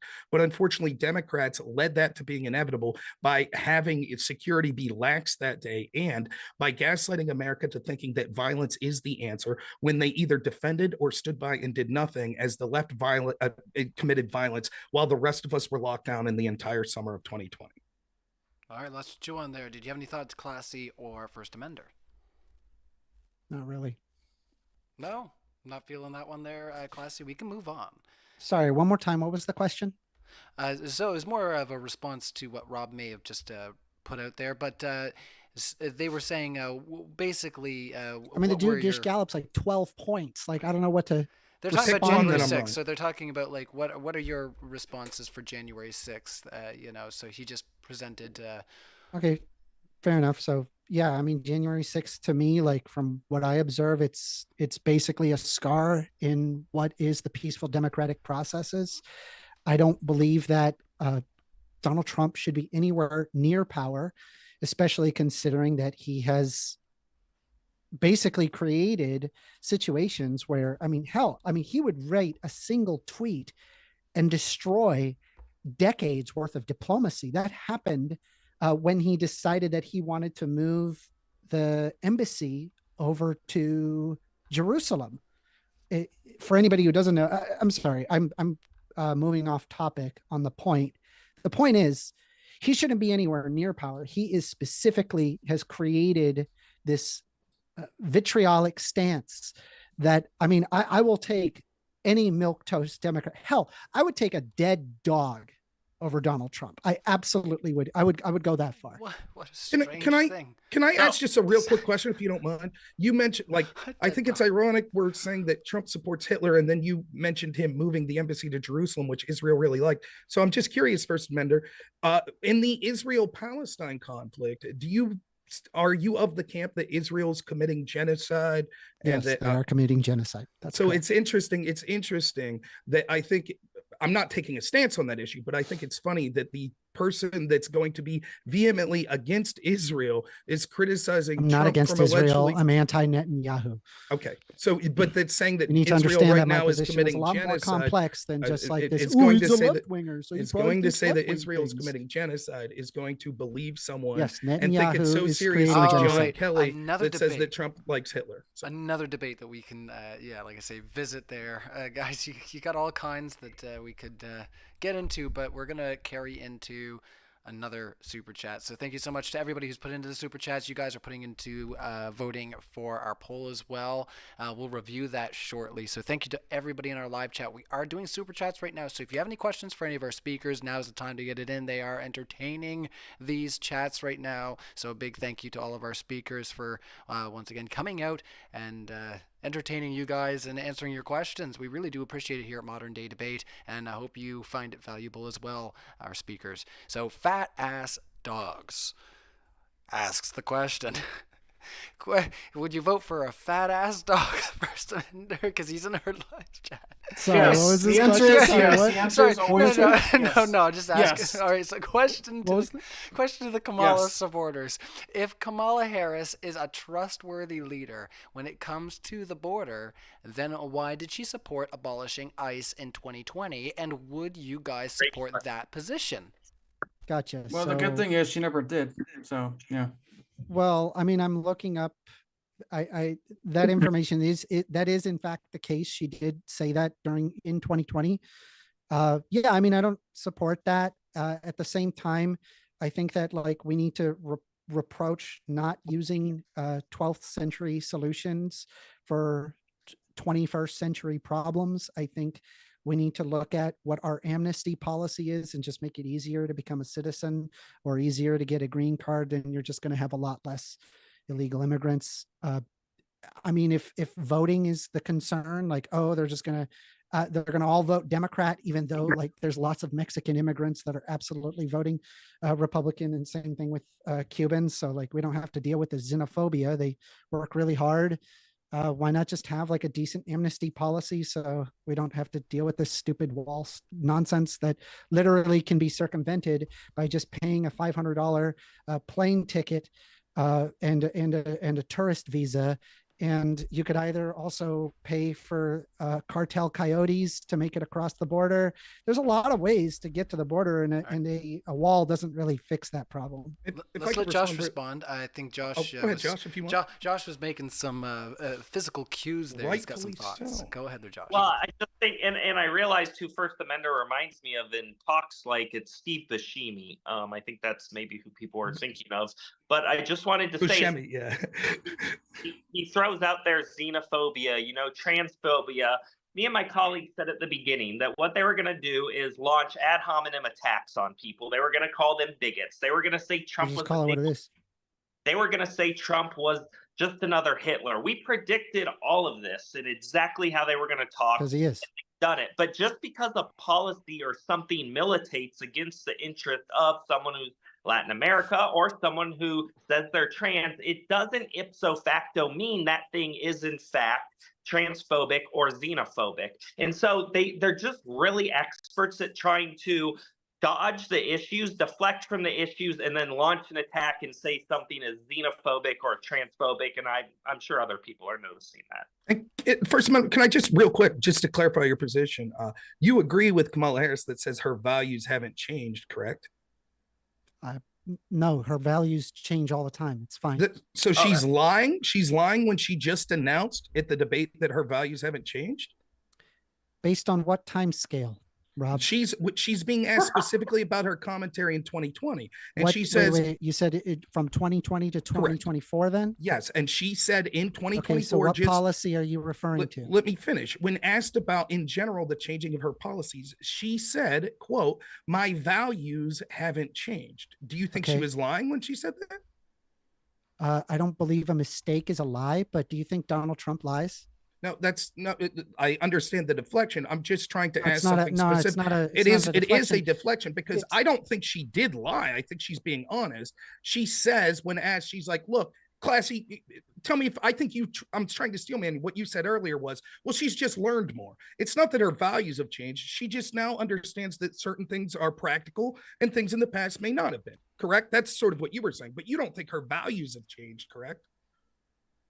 I don't think her values have changed. Okay, so you're different from First Amendment here, who just seems to want to be difficult and argue for the sake of arguing. So given that, if her values haven't changed, as she said is her official position now, if her values led her to want to dismantling ICE, and the only thing that's keeping her from that at this point is she can't, is that something we should support?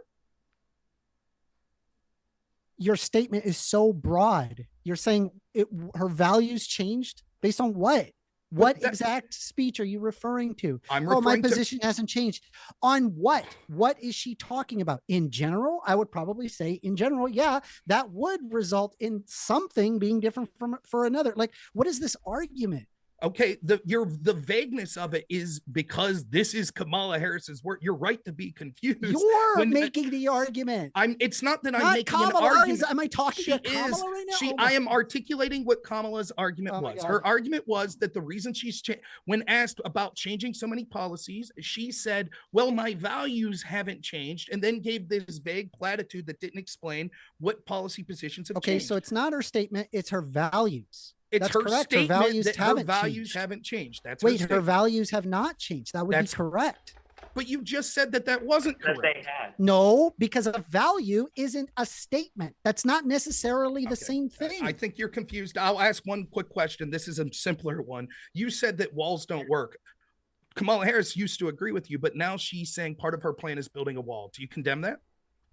Not necessarily. If it will placate ridiculous Republicans, then fine. Go ahead and build the stupid wall. I mean, are you going to make the wall 40,000 feet tall so that way we can stop planes from coming over in traveler visas? What are you arguing?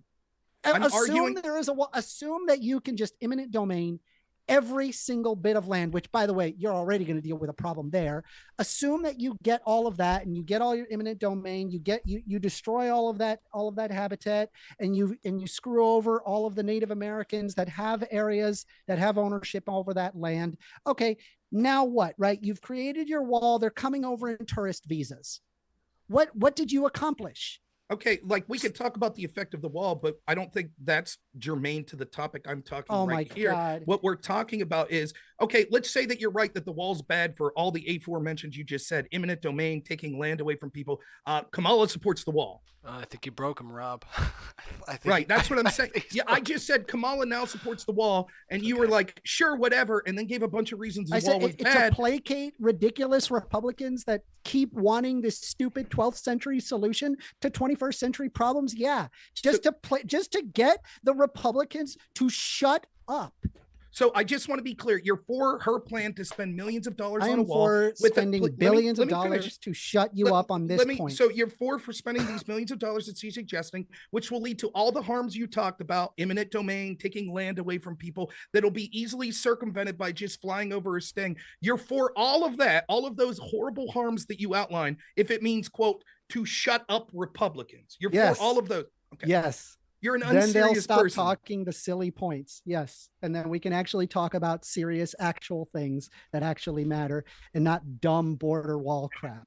Yes. All right, let's well, we got another round of Q&A coming up here. We've got a lot more questions coming in, so we are a little bit more than halfway through, but I will let you know we've been over 30 minutes of doing this, so if you guys do want to take a second to step out, I can do some housekeeping, or if you guys want to stick around, that's totally fine. We can just carry on. Yeah, you guys sometimes make me, I mean, this is as much grace as possible. I sometimes feel very fortunate to be here in Canada when you guys are talking about all these things. It sounds like you got quite the situation on your hand. But yeah, me and Gandalf pipe over here might have a date after this one. You guys are wild. Sorry. All right, go ahead there, Josh. Yeah, so I was just wondering, I have another interview, and I was told this ended at 9. So, well, 10 your time, 9 my time. I was wondering how much longer it goes for. Well, I got another 30 minutes on the clock that I was going to set here just to get us through. But if you need to move quicker, we can get through them. Josh, if you have to head out, Josh, you've been excellent. And we'll talk soon, and I can take care of the questions. Impression it was those 2 hours, and so I have something else that I have to do. So. Oh, right now. Okay, that's no problem then. Well, we do appreciate you being here. If you need to step out now, if that's where you need to go. But did you want to have like a 1-minute closing before you head on out there, Josh? Yeah, sure. All right. Well, I'll give you 1 minute on the floor, and you can let everybody know where they can find you, your thoughts on the discussion, and yeah, thanks again, Josh, for coming out. It was a pleasure to host you. Well, thank you so much. I want to thank Modern Day Debate for having me on. I want to thank all the other speakers here today. I had a great time. I think this is exactly what America needs. I think we need more open discussion. I think we need more civic debate. And I think it's okay for us all to disagree. I think it was still very productive. And I think that's what we need to bring back in this country. We don't need to censor people. We don't need to label people that have differences of opinions. Some kind of a slur. It's okay to have civil debate and to disagree with each other And I had a fantastic time tonight. People can find me on Twitter at Josh_Seiter or Instagram at JoshSeiterOfficial. And I'm looking forward to a lot more discussions. And I can't wait to come back on here and debate with some other people. Awesome. Well, you got it, Josh. We look forward to seeing you again. You have yourself a great evening, and we'll see you next time. Thank you, Josh. You were great, man. Thanks so much. Buddy. Cheers. So are you. Bye. Bye. Yeah. All right, let me fix up our screens, everybody. All right, there we're all normal again. Our faces were all over the screen for our audience for a second there, but we're back. No worries. We're going to carry into the next round of the Q&A, and thank you so much, Rob, for taking up for your side. And yeah, we'll have Classy and first Amender here versus Rob for the second part of the Q&A. So I'm sure Classy and first Amender will be kind and let you have some space there to get your thoughts out. Wholesome Joe asks, did he have a concept of a plan for ACA in 2016? Thoughts over there, Rob? So the first thing, one of the worst things about Obamacare was the individual mandate. For example, what Obamacare ended up doing was you said you had these pool of people that were using healthcare that were paying a lot. Then you had a pool of people that were using healthcare that weren't paying. Then you had a pool of people that weren't using healthcare. And what the individual mandate was force people that weren't using healthcare to pay for it or else suffer a penalty come tax season. And in general, the people that aren't using healthcare the most are young people. So I had a lot of friends that were excited they were going to get free healthcare that never used it. And all of a sudden they found themselves either having to pay for healthcare or they had to pay this fine on their taxes. And so by removing that individual mandate, I think that was something that was good. But I will admit that although they had a plan that focused more on private exchanges and having state-to-state competition, they absolutely deserve criticism for being unsuccessful in accomplishing that. However, he was quite clear that he does not plan on repealing Obamacare this time unless they're able to work together with Republicans and, to that matter, enough Democrats, depending on how this election goes, to be able to legislatively pass something different. All right, any thoughts on the other side, or do you want to carry on? I'm good. All right. Oh my, you know what? Somebody in my live chat actually just alerted me. I can't believe it. Like, just one of these moments, it's like, holy lightning shit, I forgot entirely. Hit the like button if you guys haven't already. You see, it's been a couple weeks since I've been here. I might be off my rocker just a little bit. I've been busy every weekend just screaming at people for money, living that rock star life. I've been growing out my hair and everything. I have to have something to bang around. It's been great. But yeah, so if I seem a little off my game, don't mind me. Hit the like just for Rye, because, he's off his ball. All right. Thank you so much to all of our speakers and also all of our super chatters. So we got more questions. Wholesome Joe says preemptive before the GOP control Congress. Now? Is that so? I assume that was probably a question that was earlier in the debate, maybe when we were talking about the border. Is that correct? I would imagine if you guys want to kind of try to jog our memory on where we were. And I'll leave both you give your thoughts on it. It's an interesting criticism that I think you could levy at Trump, that when he first came into office in 2016, one of the things that is an albatross around his neck is the buck does stop with him to some extent. And from 2017 to 2019, they did have a Republican Senate, House, and presidency. And so a lot of the promises that were made in 2016 that didn't come to fruition, you have to say, why is that the case? Now, I think that a lot of Republicans really weren't on board with a lot of his agenda because they're more of establishment Republicans that didn't like that. So I'm up for that criticism. However, unfortunately for Harris, the same criticism could be made of her and Biden from 2021 to 2023. All of the things she's promising now, and she's admitting she wouldn't have done things different than Biden. They controlled the House, Senate, and the presidency then, and they were unable to accomplish any of this. In fact, gaslighting people that the economy was doing great, the border was doing great, foreign policy was doing great, and they only started talking about these things once it was an election year and then sought to blame Republicans. Any thoughts on the other side, or do you want to carry on? Sorry, what was the question? Yeah, what was the time? prompt? Yeah, we can go back to the prompt. Like I say, usually it's a response to what you just heard, but yeah, we'll just remind you of what we had there. So I'd love to respond to him. He just gish gallops like 12 points, and I have to like write down all of it, and then what do I discuss? Like all 12 points? Like, it's crazy. Can I like say something about the mandate though? I think it's really interesting. So like the mandate, it's one of those things where it's like it's not a popular policy, but My understanding it, the reason why you had a mandate is because it's supposed to help keep healthcare costs down. So interesting enough, so I live in Massachusetts, and I didn't know this about recently, but Massachusetts actually had their own individual mandate years before the ACA Act, and it actually significantly helped reduce the cost of healthcare. And you can actually see people, not just like people who like got like employer insurance, so people who just like went into the market and just bought healthcare on their own, like their costs actually went down. Because if you notice, a lot of these like healthcare systems, they insurances companies, they tend to like span many states. They're really large, so the more people you have, the more people you sign up for them, the easier it is for them to kind of like manage this data. So this actually helps keeps costs down. So there are a lot of like laws out there that they're not really popular with the general population, but they're actually pretty effective. Like they do. A similar thing would be maybe like certain laws like regarding like mandatory like union membership. But yeah. All And right. just to be clear, under Harris Biden, healthcare costs have gone up almost every year as well. And they could have reinstated the mandate, correct, when they controlled And the if House, only the we could Senate. just strengthen the Affordable Care Act, then Why maybe didn't we they? could- That's a good question. That's They am have I done. incorrect? Am I They incorrect, have Ryan? done The that. question, the original They've done prompt was exactly sort of that. They plan the- on continue doing that. However, Republicans are currently in the pockets of lots and lots of insurance companies. So they have a vested interest to ensure that they do not get the things that they need passed. However, even despite that, they still pulled that off to some extent, but more work needs to be done. Okay, I'll give you a chance to change your answer if you like. My specific question was, when they controlled the House, the Senate, and the presidency, why didn't they reinstate the mandate? And you said they have. Are you What? sticking to that? They have bolstered the Affordable Care Act, which was my original position. But they didn't reinstate the mandate. Why didn't they? If it's good. I don't know what you're talking about. What mandate? Classy, do you understand what I'm talking about by the mandate? I understand what you're talking about, Are you but I talking mean, I about would the have to look tax? into why they didn't install the mandate. I Yeah. mean, yeah, It's I okay, would First talk- Amender. Are you No, I talking get it. about the The are you mandate talking that about the said- tax? Yes, and I understand you can't keep up with the conversation Classy and I are having. I was directly responding to him, so no problem whatsoever. Nice ad hominem. All right, cool. Okay, let's carry I into like that the next question. demonization. It's good.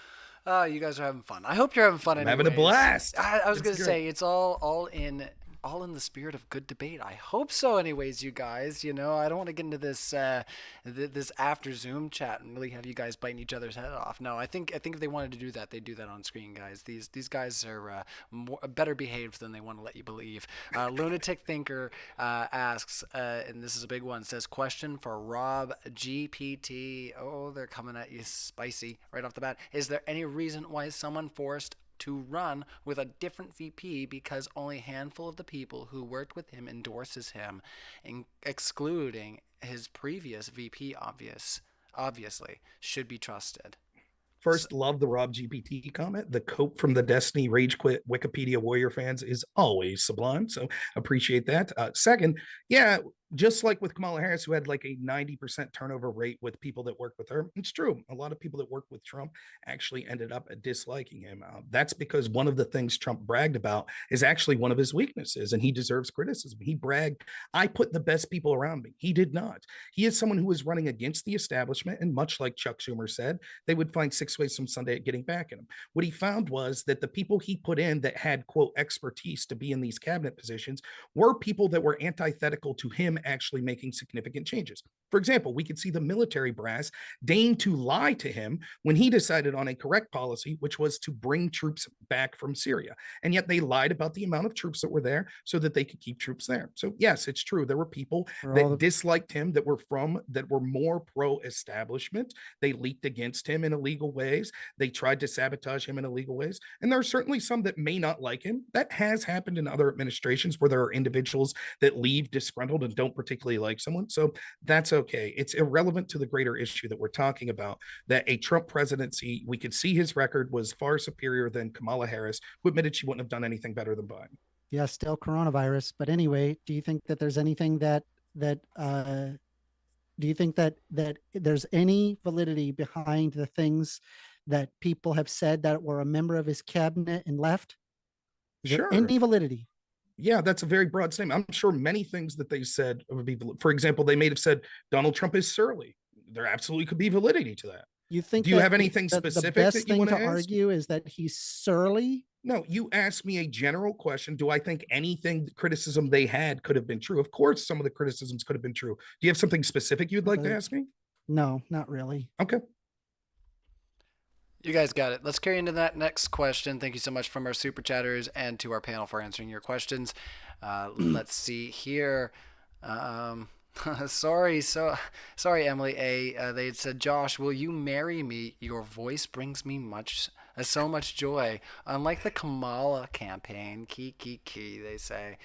Sorry, Emily. If I would have seen that a little sooner, I would have let Josh know about your wholesome affections for one such as himself. But I'll pass that along. Let's see. Fat Ass Dogs strikes again. Let's see. Another question to the Harris supporters. If Joe Biden is a good president, then why is he dishonest about his mental health and refuses a cognitive test? I think that's a fair point. I think, like, to Rob's credit, I think the Democratic Party has like kind of gaslight us on like Biden's mental state, and I think it was like a huge concern. I'm glad that like in the end, the DNC kind of got their shit together and pressured him to drop out, and now we have Harris. So yeah, but Do you mind if Trump's I also. do you mind if I Okay, ask go you a ahead. couple questions? Oh, go ahead. Sorry, first man. I didn't mean to. When I first, was looking at Biden, I was almost certain that Biden would have been just fine debating with Donald Trump. Obviously, that's not the way it went down, right? I'm perfectly capable of understanding that, yes, he's got cognitive decline. Yes, that's correct. And it was correct for the Democrats to try to get him to step down, and even with high pressure, I'm perfectly okay with that. I understand the necessity of this, right? And so now we have the oldest candidate to ever run for president currently on the Republican side, right? So if you can levy that criticism towards Biden, if you are unpartisan, you ought to be able to levy that criticism towards Trump. But it's clear, as you admitted in the debate with Trump, clearly Trump had the cognitive ability to debate and Joe Biden didn't, correct? You seem to acknowledge you that. had the lowest common denominator versus the slowly, like just slightly above the lowest common denominator. Also, quick which is comment apparent though, with because the which is apparent with the Kamala Trump debate. wait, Right. quick Go comment ahead, though. Douglas. Biden did terrible in the debate, but I just thought it was kind of funny though that no one like really took notice when Trump called Biden a dumb Palestinian. I thought that was kind of funny. Just a couple questions, like Classy or First Amendment, you can answer. One, do you think that the Democratic Party and in particular Kamala Harris knew about Biden's cognitive issues before that debate? Yes. And so are you comfortable voting for someone that intentionally lied to the American people? Yes. Lastly, as Democrats, which I think you both are, let's assume that Trump I'm wins not. for a sec. Oh, I'm sorry, but you're voting Democrat, correct, in this election? Yes. Okay. Yeah. So as someone, let's say that you both clearly dislike Trump and don't want to see him in office. That's a fair statement, right? Would you, given that the Democratic Party, including Kamala Harris, allowed the primary to go through, which was a de facto victory for Joe Biden, telling the American people it was cheap fakes that he had cognitive decline, and then only forced him out of office after the primary, ensuring that Democratic voters didn't get their will. If Kamala Harris loses because she was basically the worst possible candidate to replace Biden for, will you be furious that your democracy was subverted by Kamala Harris and the Democrats that didn't allow you to have a vote in the primary?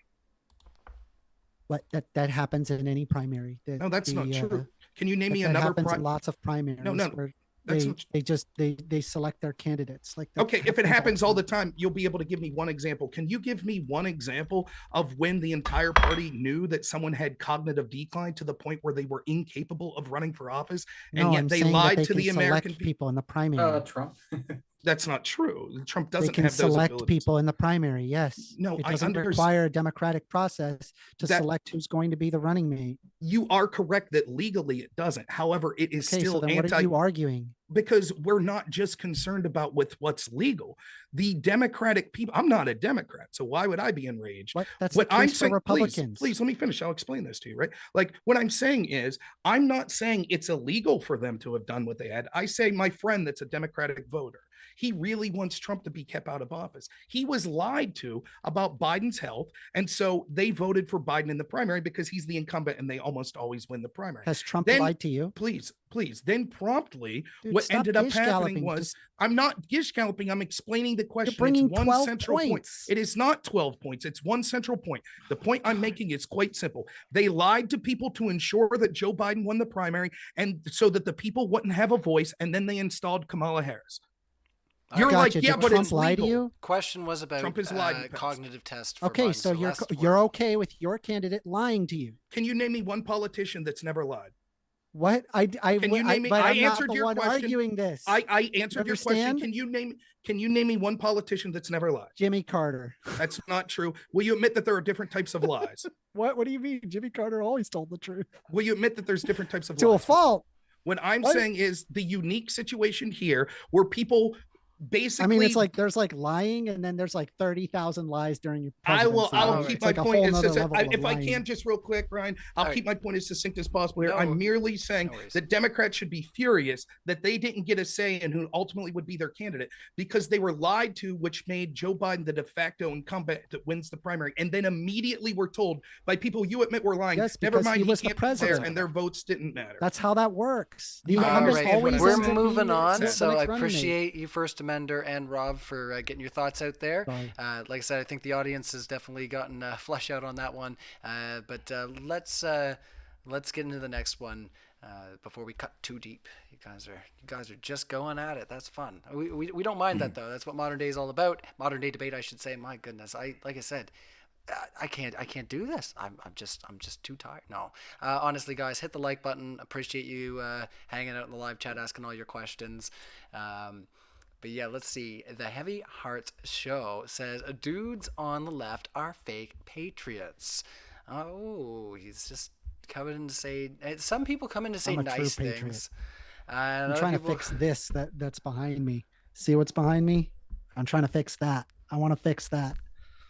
Well, we can definitely talk about that another time because I'm not sure what's going on there. But for First Amender's audience, or Rob Noerr's, or Glassy, Neurotic, whoever's watching, and I'm sorry if I said your name wrong there, Rob. But yeah, if you haven't already, hit the like button, head on over to Modern Day Debate and take part in our poll, even just for a second. I know there's some people that are watching in other various spaces of the internet, but if you want to come out here and support your speaker and hit the like button, make sure that lots of people see this and boost it up in the algorithm. We appreciate you guys. Let's see. The Heavy Hearts Show strikes twice and says Kamala loves imprisoning non-violent black men. So I think they're making a commentary on previous records that I may have heard. I've heard this in a debate prior, so I don't know if there's more commentary that First Amendment or Classy would like to make on this. Amender. Yeah, so I don't think her record is perfect, but I think her record's pretty interesting because I think my understanding of this, I should have honestly, I got my notes for ready for this because I was going to pull it up. I remember that reading that basically the amount of people arrested or convicted for marijuana offenses actually went down during Harris, and that actually kind of surprised me.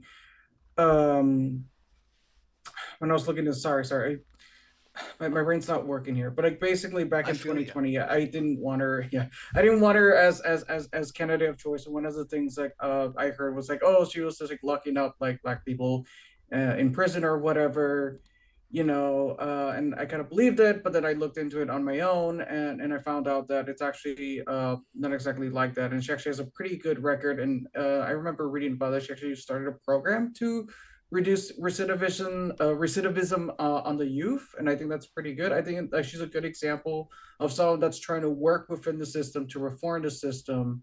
But of course, like her record's not perfect. I think like they're just just by the fact that you're working for the criminal justice system or working for the police department, that you're gonna have just hiccups like along the way.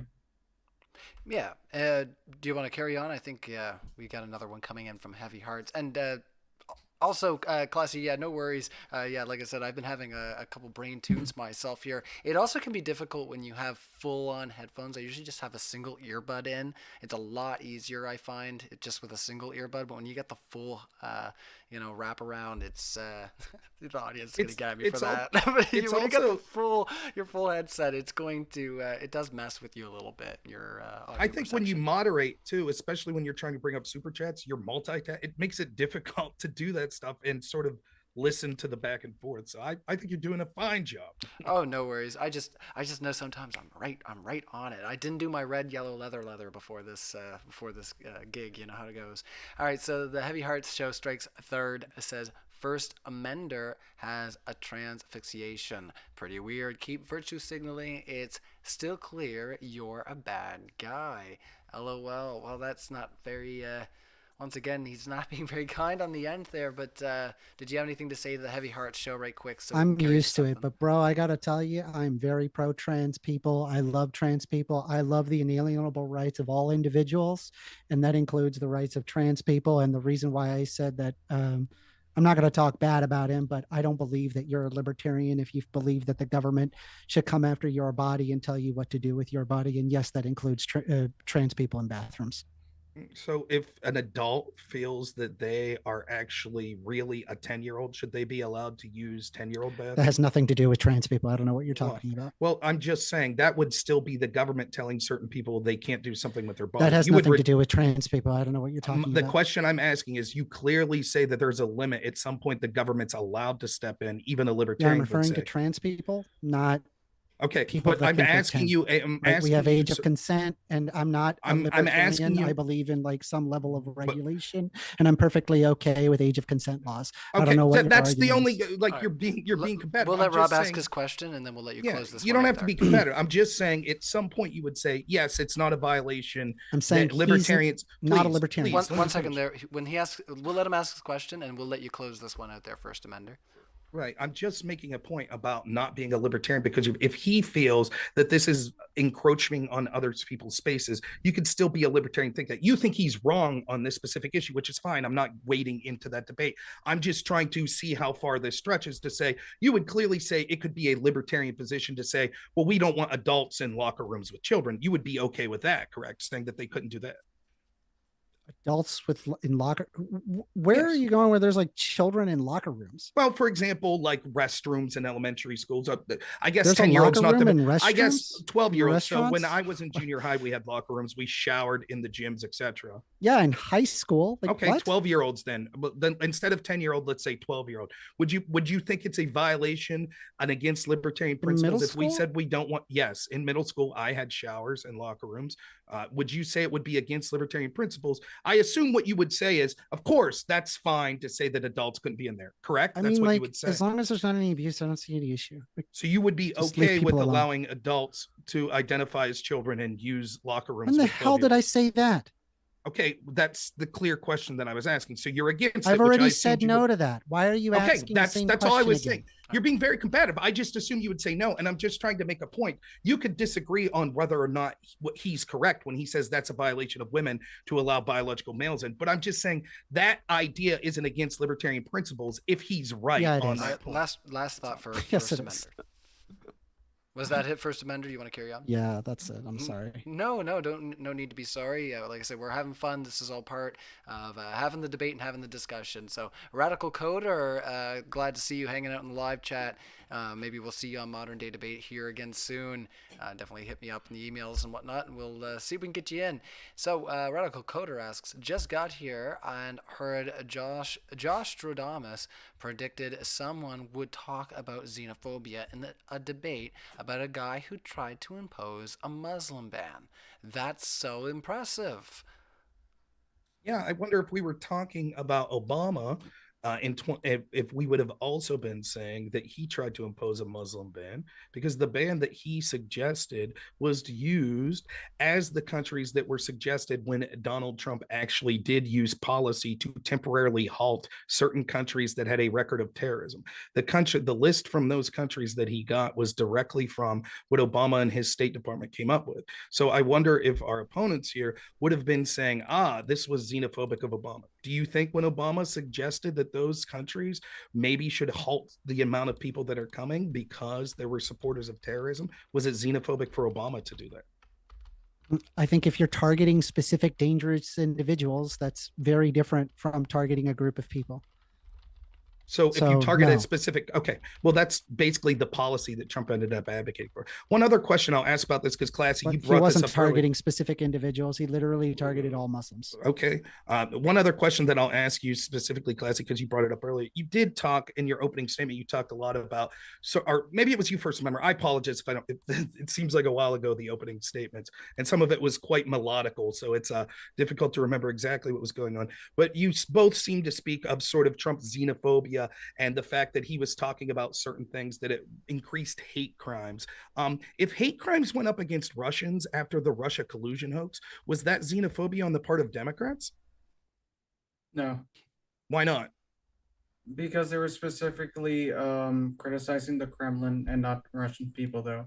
Okay, I mean, but the same. I mean, you had Donald Trump talking about referring to COVID-19 as a Kung flu. Like, I don't think it's a fair comparison. What he was doing was he was talking about this coming from China. It seemed odd to me that the racist position was saying this came from a Wuhan lab that was partially funded by the United States, and that was deemed racist. However, the non-racist position was backwards Chinese people eat bats and pangolins at a wet market. Do you think I that think you just it came worded from it a lab? like really strangely. Like I don't know what you're talking about. Like we know based on genetic studies that would have came from a marketplace. That's not and that true. it would That's not true. Okay, That's, in fact, even though it was claimed that it was debunked, now the majority of our intel agents are saying that the evidence seems to suggest that it most likely came from this lab. And it's a huge debate that The you could look at FBI the science. director said that, but that's not what virologists are saying and experts That's in the not field. true. Some It's are 100% true. you are correct. If you that some- observe the initial survey statistics where they were looking at infection or people who were infected with the novel coronavirus, there was that which was northwest of the Yangtze River, and then there was that which was southeast of the Yangtze River. On the southeast of the Yangtze River, you have the Wuhan Institute of Virology. On the northwest of the Yangtze River, you had the Wuhan market. When you look at the overall statistics data that they pulled, they basically sampled pretty much everybody in that area. They found more positive sample sets that were around the Wuhan market, not the Institute of Virology.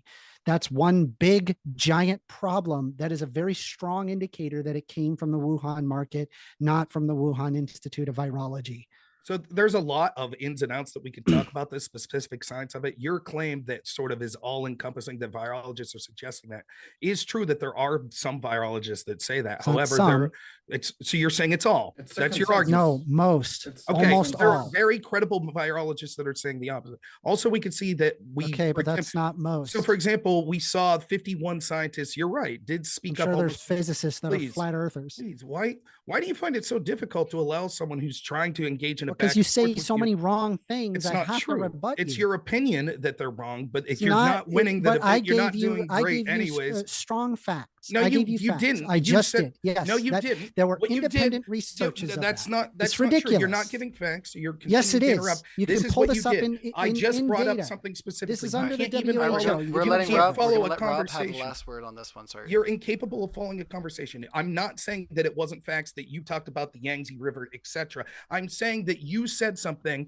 like all virologists or most Never virologists said said that. That's you said that most virologists said you can't even contain That's yourself correct. here. Yes, You can't- most, yes. You said that most, and you're like, that's a fact. That's a fact. When I'm trying to interrogate that position, and you constantly interrupt and won't let me get my position out. What I was going Yes, to because say, you say sentence wrong and thought- things. So again, what that's not. You wouldn't even let me get out what I was going to say. It's clear that you're incapable of holding back, right? Yes, because I'm not going to let you gish you gab must have and then metaphorically constantly cut your The ears next off. one I'm gonna is for finish you, my- so I'm sorry to put I'm you on going to mute finish again. my point real Last quick, right? thought for you The there point that first. I'm trying to Sorry, make Rob. is we could see that there is Then an over to you incentive for first. these virologists to speak on that, such as the 51 that has signed the letter from Nature magazine that was sponsored by Peter Daszak, that we found out that Daszak was one of the very people that was instrumental in funding gain of function technology in the Wuhan virology lab. So yes, they had financial stake in coming out so universally saying it's debunked. It never was debunked. They censored people that said it. And I'd be more than happy to have a debate in you thoroughly about whether or not it's more likely that it came from a lab than otherwise. All right, this next one is for you,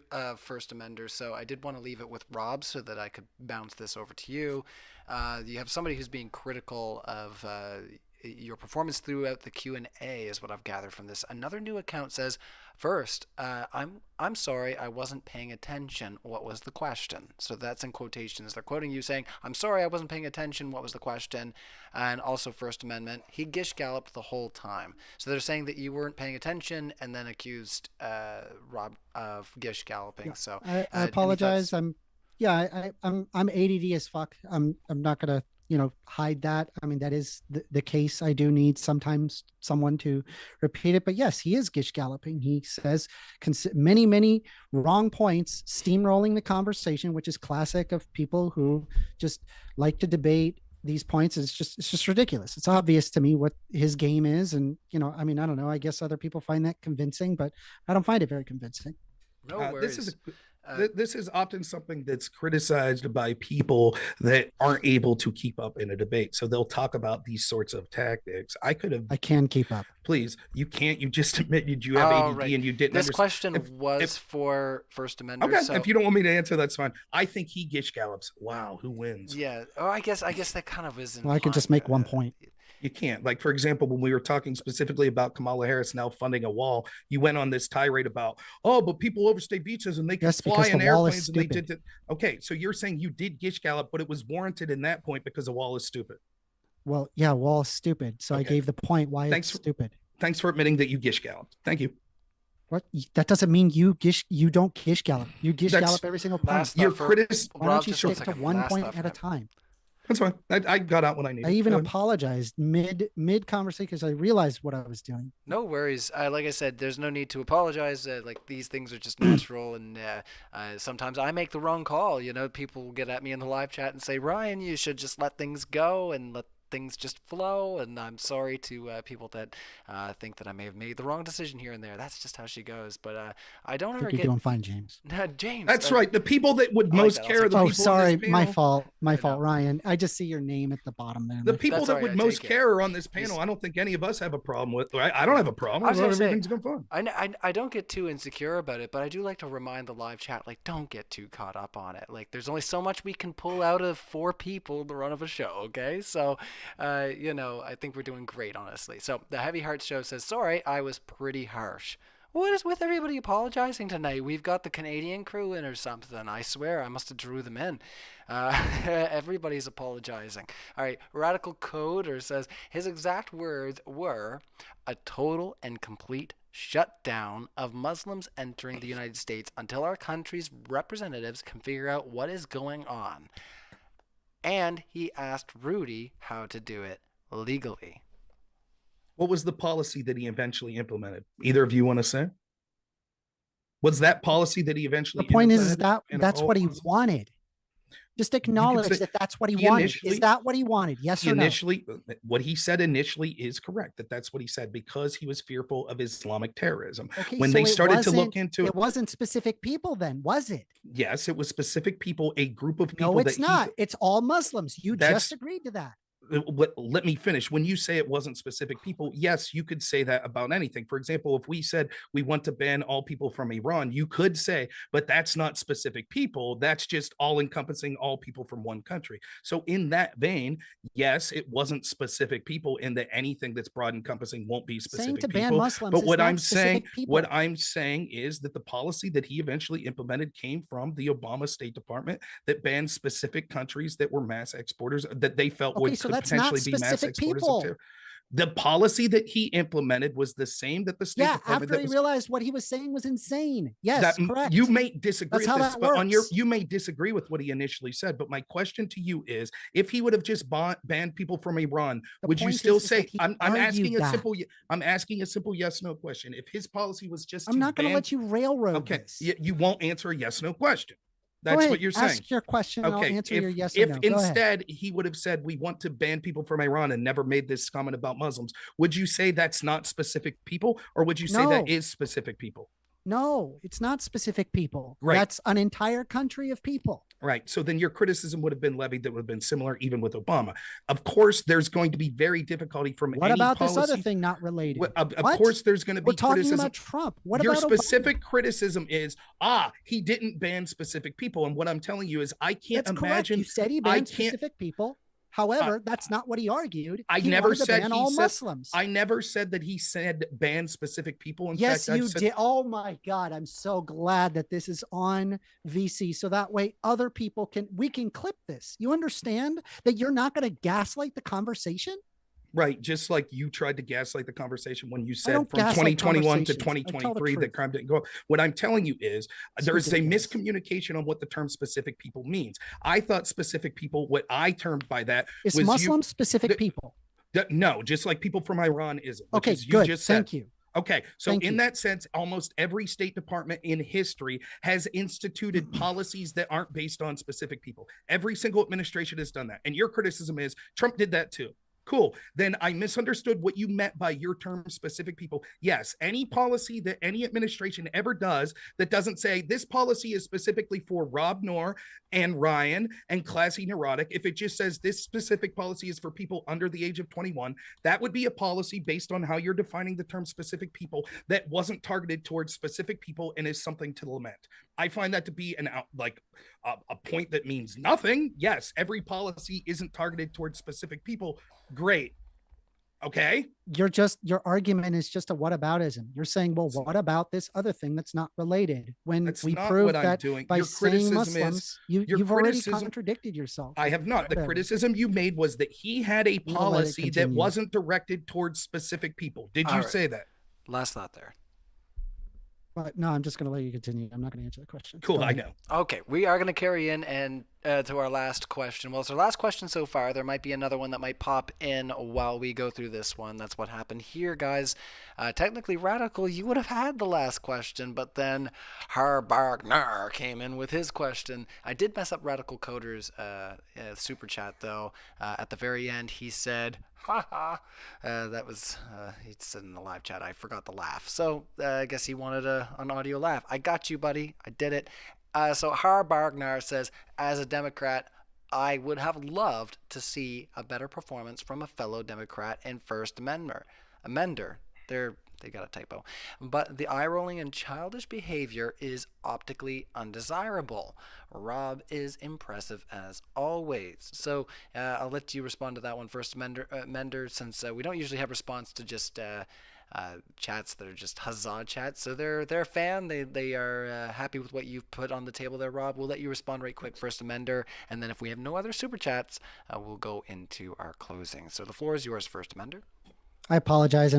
I'm a very animated person. I just tend to do that. I use a lot of hands gestures and I just, I mean, I don't know. Me and Rob don't get along, but if you liked my work, consider subscribing to my YouTube channel. Thank you.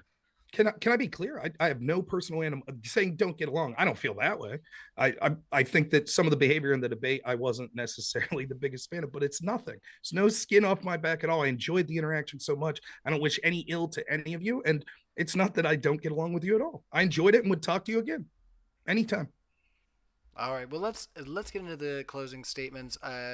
Classy, I do want to, just before we get into that though, just to give you a chance here. Did you have any thoughts or anything you wanted to say to any of our audience members or anything about our discussion here? I know that you've been chewing for a little bit over there, and I don't want to make you feel like we're trying to cat you out here. Like, you are welcome to jump in at any time. No, I'm good. No? Okay. All right, well then let's go into those closing statements. I go in the reverse order. So Rob, you are going to have the first minute on the floor to let everybody know where you're at, your thoughts on our discussion tonight. Yeah, so I think that I made clear when it comes to the specific policies, as I said in the opening statement, that we already have a record of Trump versus Kamala. And when it comes to the issues that people are most concerned with, the economy, immigration, and foreign policy, things were much better. I don't think that our opponents did a very good job. They did exactly as I predicted. They talked, even in their opening statements and all through, about how Trump is this universal menace. These things are blown out of proportion. The American people want people that will make groceries affordable, that will protect their border, that will ensure that their children aren't going going in some world war to fight across the world. They want a government that cares first and foremost about them and not sending money overseas and allowing people that aren't vetted into this country. And so because of that, I think it's obvious that Donald Trump is the preferred candidate.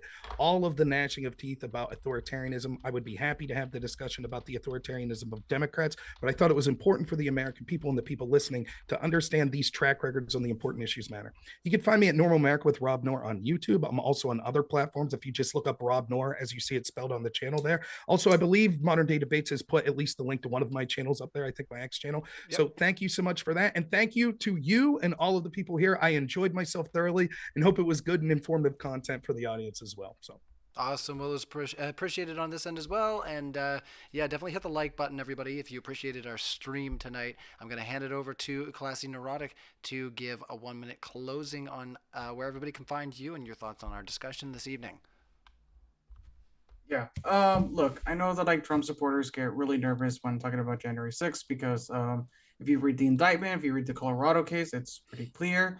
There was an assemblage and people were basically essentially trying to overturn the results of the election. We still don't have any confirmation whether or not Trump would accept the results of this election. We'll see. I wish I did talk. I could have talked a little bit more about policy. I did have some notes ready to talk about a little bit of policy, but it got a little bit crazy. But I think I'll be a little bit more aggressive next time. I know a lot of people are kind of ripping on First Amender, but I kind of like his energy actually. But look, at the end of the day, go to the Kamala Harris website, look at the issues. I think she has some pretty good policies. It's a mixture of good progressive and moderate policies that would help people. Independent economists have reviewed both of Trump's and Harris's plan, and they found that Harris wouldn't contribute that much to the deficit as much as Trump, and would give working class Americans more money in their pockets, whereas making the top 1% pay their fair share, whereas Trump would kind of give most people money, but it wouldn't give working class people as much money in their pockets as Harris's plan. But overall, whatever, we had a good discussion, and hopefully I could do more in the next time. And yeah, thank you. And of course, if you want to follow me, just on Twitter or YouTube, Classy Neurotic, and yeah. All right. Well, thank you so much, Classy Neurotic. We appreciate you being here. We're going to hand it over to you first, Amender. Thank you for your lively, spirited debate tonight. We appreciate you. So 1 minute on the floor. It's all yours. Josh had argued that Biden and Harris are synonymous. Vice presidents don't make decisions, and so that's not necessarily the case. He said that there's no policy platforms. They are on Kamala's page, and yes, they are in fact different. There is this argument that he presented quietly regarding school choice. That results in some schools doing great, while others don't necessarily do great. On Rob Noerr, he said that Trump gets people to come out and vote. Yeah, maybe vote against him. There are people that are struggling to buy groceries. That was true throughout the entire world. That had nothing to do necessarily with Biden or Trump. They want to import voters, illegal, and even some legal immigrants cannot vote. So I don't know where you're getting that information. The rest of the workers pay a harder price. Yeah, so generally speaking, we should reinstate strong worker rights like unions, which is something that Kamala Harris would argue for. The ones cook the book, you can't trust it. Great. So what can you trust if it's not the Federal Reserve or the FBI crime statistics for economic data? Trans people in prison argument. Kamala supports what she had stated was that she wants medical care. Anyway, I get there's a lot of people that really hate me, and I argue that I think that we ought to stop Donald Trump in his tracks, but I don't find his policies to be successful. I just think we need a leader that will actually listen to his experts and help the president. I'm First Amender on YouTube, and I'm on the Modern Day Debate Discord channel on discord.gg/Modern Day Debate. If you ever want to speak and you like my work, consider subscribing. Absolutely. Thanks for that shout out, First Amender. We really appreciate that. Yeah, definitely check out our Modern Day Debate Discord. That's moderated by, I gotta say this right, Anathemata. So there we go. I said it right this time. Sorry, Shane. I've known you for so long, but I never can. It's like my other friend. I can never say his last name for the longest time, and then he corrected me one day. I was like, "Whoa, my life is forever changing." Anyways, ran by our good friend there. So Hannah's in the Discord running it as well. A modern day debate. Yeah, definitely check it out if you want to get your debate chops up and running here. I'm gonna pin that. Thanks for putting that in our chat. There we go. So our modern day debate: Trump or Harris. No worries, brothers, says Anathema. Anathema, yeah, see, I can't say these names, I swear. So 55% for Trump, 45% for Harris. That is where we close out on our poll, everybody. So we had a lot of fun here at our debate tonight, Harris versus Trump. Make sure you hit the like button if you haven't already. Thank you to all of the people on the panel. We're going to close it out, and there you go. I got that pinned there, Shane. So we'll see you guys next time. Cheers. Thank you. No Good night. worries.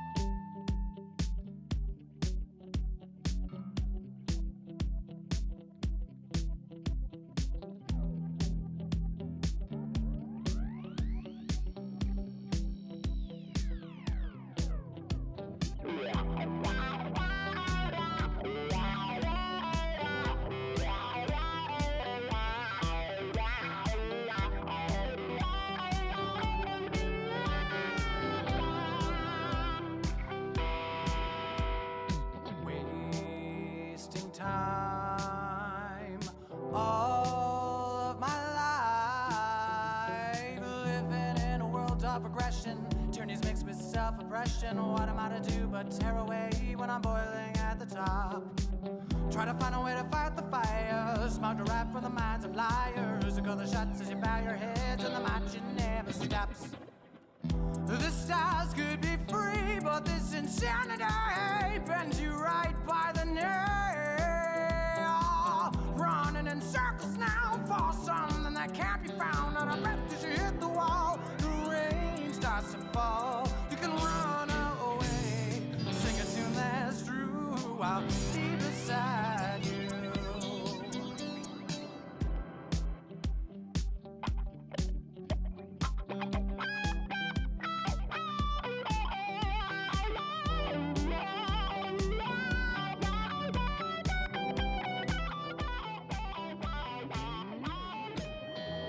Who's the one that holds you down? Push through there in your way, anything to make you stay. Cut the strings before your life starts to decay. From tears of blood